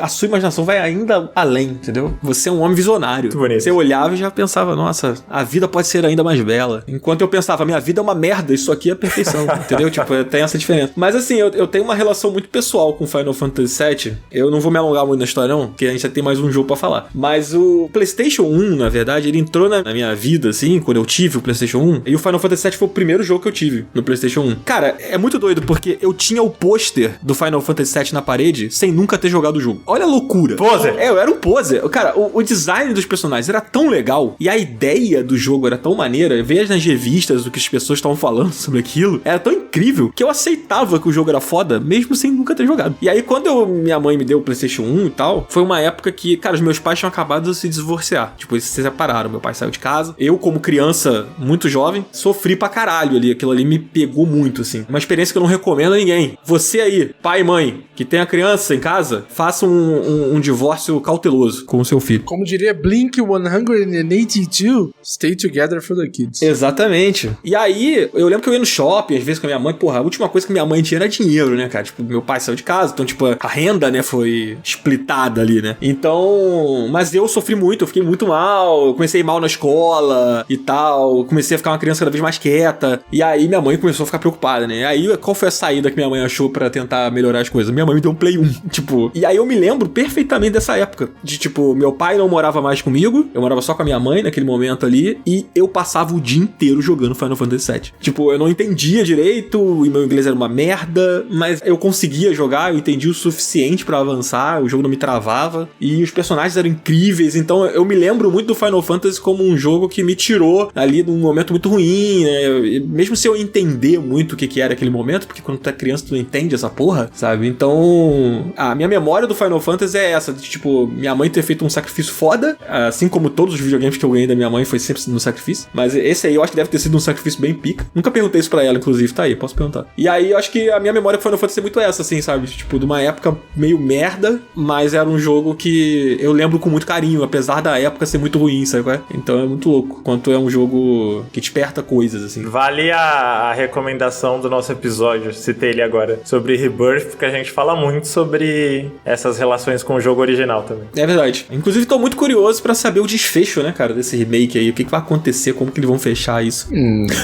Periga da Square Enix falir até lá, mas que eles deem todo o dinheiro pro Nomura pra ele terminar isso e depois pode ir pro buraco. Periga do Xbox comprar a Square Enix, fechar a Square Enix, assim como ela fecha todos os estúdios, e não ter a sequência. Ô, Cardo, você jogou o Final Fantasy VII? Pô, eu joguei, mas eu acho que eu falei isso. Eu não tenho muitas lembranças, assim, do Final Fantasy VII. Eu acho que ele era muito complexo pra minha mente infantil da época, assim. Pode crer. Então eu não tenho muito essa memória afetiva e tal. Eu acho que comigo, assim, eu me lembro muito dos personagens, sabe? Mas foi um jogo que eu joguei e rejoguei ao longo da vida, né? Então acho que, sabe, eu fui entendendo ele, sabe, tipo filme, assim, que você vai vendo e você vai pegando coisas que você não pegou da outra vez que você viu, sabe? Sim, sim. Eu acho que comigo, com o Final Fantasy, foi meio isso. Eu fui entendendo a história, a complexidade dos personagens com o tempo. Essa minha memória que eu relatei agora é muito mais de, tipo, estética, sabe? Uhum. Enquanto o jogo era impactante. Não, o Final Fantasy é icônico pra caralho pela estética, né, mano? Sim. Isso aí não tem o que falar. Eu tenho lembranças dele, como eu falei, era uma época que eu assistia muito meu irmão jogar. E eu lembro de já ter comentado aqui que a minha função no Final Fantasy VII era criar Chocobo. Ele era o meu Pokémon antes de Pokémon, era ficar criando Chocobo nesse jogo. E aí eu fui voltar pra ele mais recentemente, né? Eu tentei jogar ele várias vezes, sempre parava na mesma parte. Esse ano que eu consegui realmente rejogar o original. E eu acho que quando é mais velho e você entra nessas de o problema é o capitalismo, e aí você volta para um jogo de 97 que tá falando justamente isso, de outras maneiras, é muito fascinante. Tudo bem que ele começa falando o problema é o capitalismo e termina com você lutando com Deus, que é o filho de uma estrela alienígena, um anjo de uma asa só, mas acho que isso também é parte do charme da coisa toda.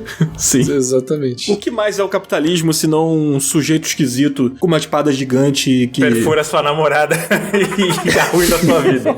Exatamente. Mas tá bom, esse foi Final Fantasy VII. E qual é o nosso primeiro lugar? Que jogo a gente ainda não citou e que está em primeiro lugar da nossa lista? Cardoso. Cara. Ó, um disclaimer antes do jogo ser anunciado. Você que ficou até esse ponto do episódio esperando Final Fantasy Tactics, Vagrant Story, Parasite Eve, fala nos comentários, joga nos comentários aqui do episódio, iremos adorar ouvir sua opinião. Se não é nenhum desses aí que o Marcelo Vinícius citou, que jogo que é, Cardoso? Cara, o jogo é nada mais, nada menos do que Castlevania Symphony of the Night. Aí esse aí... Aí ficou complicado, né? Aí acabou. Aí você tá falando da Elite, meu parceiro. Cara, Marcelo vai pirar com isso aqui que eu vou falar agora. Mas, Marcelos, imagine, o Cardozinho tinha jogado seu Tony Hawk lá e falou... O Cardozinho, quando ainda tinha 1,70 m. Exatamente, já calçava 48. 1,70 m com 5 anos de idade. Aí eu falei, vou dar uma chance pra esse jogo porque é vampiros, né? Porra, eu gosto muito de vampiros, eu sou um cara dark e tal. E aí, mané, aí Zabuzeto, vou pedir que você coloque o áudio aí. aí. Aí o jogo começa, aí tu tá lá com um cara pica lá, tá andando, batendo em todo mundo, aí do nada aparece Drácula na sua frente e ele fala a seguinte frase: What is a man? A miserable little pile of secrets. But enough talk, haven't you? What is a man? A miserable little pile of secrets. But enough talk. How about you? Cara, e nesse momento, eu, criança / adolescente, parei o jogo e fiquei: What is a man? Caralho! What is a man? E cara, foi a primeira vez que eu tive uma catarse filosófica em toda a minha vida. Foi por causa de Castlevania Symphony of the Night. Porque essa frase de What is a man? A miserable little pile of secrets ficou no meu imaginário, na minha mente durante anos. Porque durante anos eu fiquei tentando responder essa pergunta de What is a man? É incrível, é maravilhoso. Pô, fantástico. A veia filosófica, o espírito questionador nasceu no seu íntimo nessa experiência, que acho que vale citar também, né? Um pouco antes disso, no começo desse diálogo, eu adoro. Die, monster. You don't belong this one. Muito foda, cara. Isso é meio que um epílogo, né? É tipo Turma da Mônica ao Resgate, tá jogando com a Mônica contra o dragão logo de cara, e aí depois você vira o Chico Ben. Nossa. No shopping? É. Chico Bento no shopping. No caso de Castlevania, você tá jogando com Simon Belmont contra o Drácula já de cara. E de repente você vira... Porra, pra mim, quando você é meio trevoso, meio do mal, quando você tá nessa rock and roll e roupa preta e munhequeira, e aí aparece o Alucard,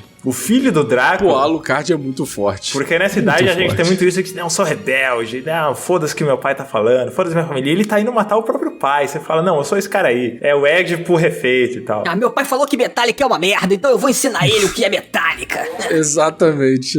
E aí, porra, riffs de guitarra em profusão, e você anda, o cara mexe os ombros de maneira sensual, cabelos prateados ao vento. Para, velho, para. Esquece. Cara, eu nunca vou esquecer o momento que meu irmão virou pra mim e falou assim: Você sabia que Alucard, ao contrário, é Drácula? Aí minha cabeça... Oh, meu Deus, caralho, como assim? Pô, caraca, esse jogo é muito maneiro, cara. Pelo amor de Deus. Cara, não tem como. Cara, a animação é foda. Cara, aquele momento que você tá com o Alucard indo pro castelo, e aí é raio pra lá, raio pra cá, e você sai correndo, e você pula, e a porta tá fechando. Pô, isso aí pra mim era o ápice do videogame, cara. Esse jogo é muito foda. E não, e tudo é muito... O pulo duplo é uma asa de morcego, e você pode virar um lobo, e você consegue chamar um, sei lá, um bichinho com uma lança pra ficar voando ao seu redor, ou então uma fada, velho. É inacreditável, é inacreditável. Cara, é incrível, assim, e acho que, assim como eu falei do Final Fantasy VII ter sido um jogo que o significado dele foi mudando pra mim conforme eu joguei ele ao longo da minha vida, o Castlevania é a mesma coisa, né? Tipo, eu me lembro de jogar ele, moleque, e ter essa reação que o Cardoso acabou de descrever perfeitamente, o Marcelos, essa coisa do tipo, caralho, personagem foda, caralho, olha que incrível isso aqui, o morcego, não sei o quê. E eu me lembro de mais tarde jogar e, tipo, me deparar com o quanto era um jogo com level design fantástico, com a coisa do castelo virando de cabeça pra baixo, e de ser um jogo não linear, e de ser um jogo com uma porrada de upgrade, de coisas, ideias, sabe? E se você pega hoje pra jogar, ele ainda é uma aula de videogame, tá ligado? Sim. Ele é um jogo impecável. Ele não envelheceu nada, cara. É incrível isso. É absurdo. O Cardoso tava falando que ele tem medo do Nemesis. Tem uma coisa nesse jogo, uma cena específica, que ela ficou gravada na minha alma. Não sei se ela... Acho que ela nem tem significado, na real. Tem um certo ponto desse jogo que você consegue ver uma... Tipo uma luneta, que você enxerga fora do castelo. E você aperta o botão de ação pra olhar a luneta e mostra o ponto de vista dela, um vulto num barco no meio da névoa. Velho, isso me arrepiou até a alma.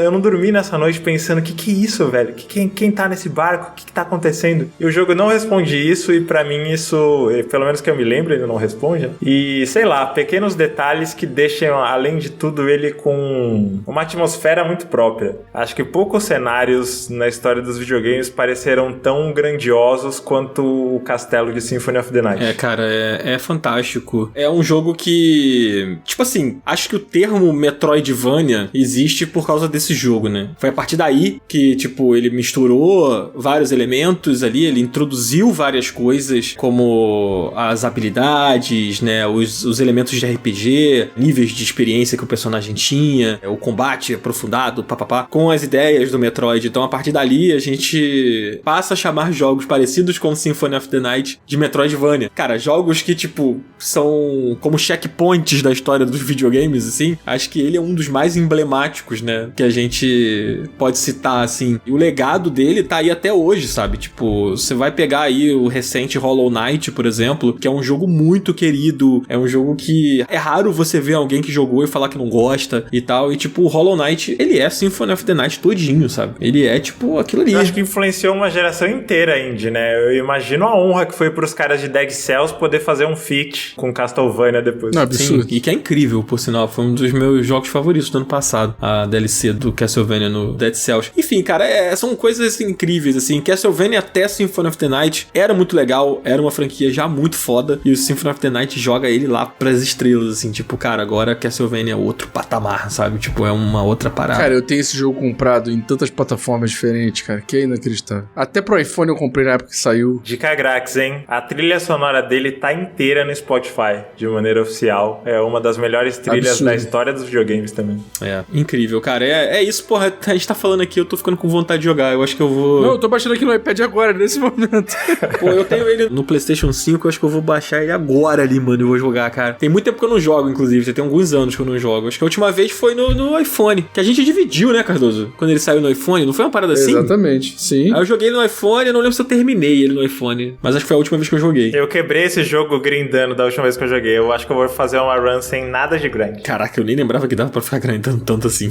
Tá aí, uma experiência. Acho que é isso, cara. Symphony of the Night fecha a nossa lista aqui, o nosso top 10 de melhores jogos do PlayStation 1. É uma boa lista, vai. Pô, tô feliz pra caramba com essa lista. Eu acho que foi uma das melhores que a gente já fez. Tá feliz, Marcelo? Contemplado. O Cardoso tentou sabotar ela de todas as maneiras possíveis, mas o bem venceu. Que isso? Fiz nada dessa vez. A fórmula do Up é implacável, infalível. Tô satisfeito. Dessa vez eu não fiz nada. Você tentou botar 6 jogos de skate numa lista que são 10, velho. Ué, mas fazer o quê? Esse jogo é bom, pô. O que eu posso fazer? Se tu coloca lá no Metacritic, tá lá. Os jogos mais bem avaliados da história são os Tony Hawks lá. O melhor de Nintendo 64 vai ser Pokémon Stage 1, Pokémon Stage 2, Pokémon Snap, Ocarina of Time, Majora's Mask, Mario Party 1, Mario Party 2. Ué, vai com tudo, mano. Vai com tudo, pô. Enfim, gente, acho que vale aqui umas menções honrosas, né? A gente dá uma passada em alguns jogos que não entraram, mas a gente pode falar das nossas listas, né, Cardoso? Acho que é mais fácil do que falar da menção honrosa, né? Não, vamos passar a lista rapidinho e falar da menção rosa, né? Então vai. Qual foi a sua lista, Cardoso? Bom, o meu primeiro é o Star Wars Masters of Terra's Cassie. Não, pera aí, ele é o 10º lugar, né? É, o 10º lugar, isso. Ah, tá. Em 9º lugar é Metal Gear Solid. Em 8º lugar é Tekken 3. Em 7º lugar é Castlevania Symphony of the Night. 6º é Tarzan. 5º é Resident Evil 3. 4º é Matt Hoffman Pro BMX. Em 3 é Spider-Man. Em 2 é Tony Hawk Pro Skater. E 1 é Tony Hawk Pro Skater 2. Beleza, a minha lista, cara, foi em 10º Final Fantasy IX, com muita dor no coração. Em 9º Tony Hawk's Pro Skater 2. Em 8º Medal of Honor. Em 7º Metal Gear Solid. Em 6º Tenchu. Em 5º Final Fantasy Tactics. Em 4º Win Eleven 4. Em 3º Valkyrie Profile. Em 2º Final Fantasy VII. E em 1º Castlevania Symphony of the Night. Marcelo Vinícius. Aqui tivemos em 10º Vagrant Story. Em 9º Brave Fencer Musashi. Em 8º Win Eleven 4. Em 7º menção muito mais que honrosa Chrono Cross. Em 6º Soul Blade. Em 5º Parasite Eve. Em 4º Final Fantasy VII. E aí aquilo que eu falei no top 3, né? Em 3º Metal Gear Solid. Em 2º Final Fantasy IX. Em 1º Castlevania Symphony of the Night. Da hora. Os melhores jogos de Play 1 são Dan e Marcelo. Ah, é. Quais são as menções honrosas, Marcelo? Cara, eu separei aqui, além do Chrono Cross, mas que a gente já falou bastante do Chrono Cross no episódio de trilha sonora. Brave Fencer Musashi é um jogo que não é tão lembrado, não é tão conhecido, mas ele é tido como Ocarina of Time do Play 1. Muito porque ele foi muito influenciado. Quem não tinha um Nintendo 64 queria comprar um Ocarina of Time por R$5 na barraca. Na época pegava esse Brave Fencer Musashi, que no fim é um jogo que eu acho que tem um charme muito próprio. Ele é mais do que só um Zelda de PlayStation. E um dos experimentos favoritos dessa época primorosa da Squaresoft no Play 1, que foi Parasite Eve, que é um thriller policial que fala sobre mutações, elementos sobrenaturais, mitocôndrias e tudo mais, mas que também é um RPG, com um sistema próprio que mistura turno com tempo real, ele muito à frente da época dele. Nenhuma sequência chegou perto do primeiro jogo. É uma série que eu acho que merecia demais um reboot / remake, eu acho ela fantástica. Bom demais. Quais foram as suas menções honrosas, Cardoso? Cara, tem duas menções honrosas. Uma que é o Tarzan, o jogo baseado no filme de animação da Disney. Eu acho ele um jogo de aventura muito legal e com momentos muito icônicos, assim, o Tarzan virando adulto e tal. E tem a parada de você andar no cipós como se fosse um skate, que é muito massa. Eu acho que ele pega uma inspiração muito legal do Rei Leão do Super Nintendo, assim. Um jogo muito legal, eu adoro ele. Eu joguei muito quando era criança e eu tenho uma relação de amor muito grande com esse jogo, assim. E o outro, que é o que tá em 10º na minha lista, que é o Star Wars Masters of Teräs, é um jogo que ninguém fala sobre ele, porque ele definitivamente não era um jogo bom, mas pra mim ele tá aí pela ousadia de fazer um jogo de luta de Star Wars. Porradaria de tacar pra fora do ringue e você vencer desse jeito, ou matando seu inimigo até tirar a vida dele, e a vida era representada por um sabre de luz. Então, uma coisa assim, que eu nunca pensei que alguém fosse fazer, e aí uma pessoa foi lá e fez. Cara, é simplesmente um jogo em que você pode jogar com um Stormtrooper e sair no tapa com Darth Vader. Simplesmente assim. O proletariado venceu nesse jogo, entendeu? Cara, eu tenho uma história com esse jogo, Cardoso, que eu me lembro de ir nessas bancas, né, que vendiam jogos e tal. E aí eu fui comprar um jogo de Star Wars que tinha no PlayStation 1, que eu não vou me lembrar qual era, mas era um jogo bom de Star Wars que tinha no PlayStation 1. Não lembro se era Battlefront, sei lá. É, tem vários. Era um jogo bom de Star Wars agora, que eu não me lembro qual é. E aí, não devia ter o jogo à venda, e o cara virou pra mim e falou assim, Pô, tem esse aqui, ó, que é igual esse aí que tu quer. aí eu, pô, mas é igual mesmo, cara? Pô, tem aí Darth Vader, tem não sei o que, sabre de luz, ó, olha a capa aqui. E a capa é maneira, né? A capa A capa é maneira. Porra, tem o Luke e tal. Aí eu, pô, beleza. A cara do Darth Vader gigante lá atrás, é maneiro. Eu falei, pô, foda-se, vou levar. É esse aí, o GOT. Levei pra casa e tal, de noite, assim, finalmente vou jogar meu jogo novo de Star Wars, que todo mundo tá falando que é bom. Aí eu fui lá, botei o jogo, era esta merda. Aí eu comecei a jogar. A tela de seleção é tipo um holograma, né? É muito foda, E aí eu fui olhando assim, ó, cara, que merda é essa aqui? Parece um Tekken, só que de Star Wars, sabe? Cara, o jogo é ruim demais. É muito ruim, cara. Eu fiquei muito puto. Aí eu fui tentando jogar, pensando, cara, o que isso aqui deve ser uma introdução? Ou tem que habilitar alguma coisa? Depois é que eu fui perceber, cara, não é o mesmo jogo. Isso aqui não é o jogo que me indicaram, tá ligado? O cara passou a perna em mim. Cara, mas ele é o jogo que te encontrou pelo caminho, cara. Ele é maravilhoso. Cara, eu lembro de eu voltar no maluco com o jogo e falar, cara, esse aqui não é o jogo que eu queria. Aí o cara, Não, pô, é o Star Wars aí do momento. Aí eu falei, não é, cara, esse aqui é outra parada, jogo de luta, não sei o quê. Eu lembro que eu tive que desenrolar pro cara trocar o jogo pra mim, que eu troquei o jogo, eu não fiquei com ele. Eu joguei... que isso, amigo. Não que fiquei, isso. cara, era ruim demais. Eu joguei ele uma noite, assim. Cara, dá pra cair na porrada do Luke Skywalker contra o Han Solo, pô. É muito maneiro essa porra desse jogo, cara. Tá maluco. Não tem como, cara. É muito ruim. Eu queria uma continuação desse jogo, ia ser muito foda. Beleza. Cara, minha menção honrosa, né? É. Uma delas eu fiquei surpreso de não estar na lista de ninguém, que é o Tenchu. Tenchu é um jogo muito foda. Durante muitos anos, cara, eu quis um jogo que me lembrasse o Tenchu, sabe? Dizem que o Sekiro tem um pouco da vibe e tal, eu não acho que tem tanto, apesar da coisa do stealth ser bem legal. O Ghost of Tsushima ensaia, né, algumas coisas parecidas também, nas sequências. Mas igual a ele, de fato, não tem. Não tem, cara. Não tem. O Tenchu, cara, era um jogo de assassinato, né? Que você jogava com ninjas ali no stealth e tal. E, tipo, ele pegava ideias de jogos de stealth, só que você andava pelo telhado, você tinha aquelas habilidades dos ninjas, né? E ele tinha um combate bastante complexo, sabe? Com parry, com esquiva, não sei o quê. Porra, era muito, muito maneiro, cara. Era uma época assim... Cara, Tenchu é do caralho. Muita saudade de Tenchu. Dan, você diria que pra fazerem algo com a mesma vibe de Tenchu, tem chão ainda? Nossa senhora. Tem sim. Ai, Deus. Gostei, Marcelo. Meu respeito ao seu comentário maravilhoso. O meu outro jogo aqui que eu separei, menção honrosa que tá na minha lista também, é o Medal of Honor. Pô, absurdo. O primeiro? O primeiro, que Bonzão. tem Steven Spielberg trabalhando no jogo. Cara, é incrível. incrível esse jogo. Eu me lembro do pai de um amigo meu, um grande amigo meu chamado Rafael, que por acaso o apelido do Rafael é Tuba. Olha aí. Não é o mesmo Tuba. Ele conhece o Tuba. Já era. Esquece. Eu me lembro do pai dele ter comprado o PlayStation 1 pra esse meu amigo, porque o pai dele queria jogar o Medal of Honor. Da hora. Então, tipo, ele comprou só pra jogar o Medal of Honor e ele não jogava mais porra nenhuma. E aí, sorte do Tuba, né, do Rafael, Sim. que ficou com o PlayStation em casa. E aí, eu me lembro de jogar o Medal of Honor lá, me lembro de jogar o Medal of Honor na casa de outros amigos, assim. E ele era aquele jogo que, tipo, era o jogo de guerra, tá ligado? Tipo, isso que o COD faz hoje, o Battlefield e tal. Eu me lembro do Medal of Honor inaugurar essa coisa de, tipo, jogo de grandes proporções, com cenas cinematográficas e uma trilha sonora foda, sabe? Porra, é do caralho, cara. Medal of Honor é muito bom, assim. Joguei muito na época. Mas, Dan, Lá vem. você diria que o Medal of Honor ganhou aqui uma menção of Honor? Ai, Deus. Sim, ganhou uma menção ao Fiona. Esse comentário do Marcelos merece uma medal. Olha aí. Ai, mano, por que tu entra na dele, cara? Pelo amor de Deus, cara. Então, cara, acho que esse foi o nosso episódio. Os melhores jogos de PlayStation 1. Eu quero que a galera deixe aqui nos comentários qual é o seu jogo favorito de PlayStation 1. Se você concorda com a gente que é Castlevania, se seria o seu primeiro lugar na sua lista também, ou se não. E se gostou do formato e quer mais programas desse tipo, né? É verdade, cara, que eu sei que a galera curte quando a gente faz esse programa de, tipo, melhores jogos de 2014 que a gente fez esse ano, né? Mas é a primeira vez que a gente tá fazendo esse formato, com fórmula, com lista e etc, sobre uma plataforma específica. E, cara, tem várias pra gente fazer, né? Tem vários videogames aí com bibliotecas incríveis que a gente pode pegar e fazer essa mesma vibe aqui, né? Esse mesmo formato de programa. Não é não, Cardoso? Correto. É isso.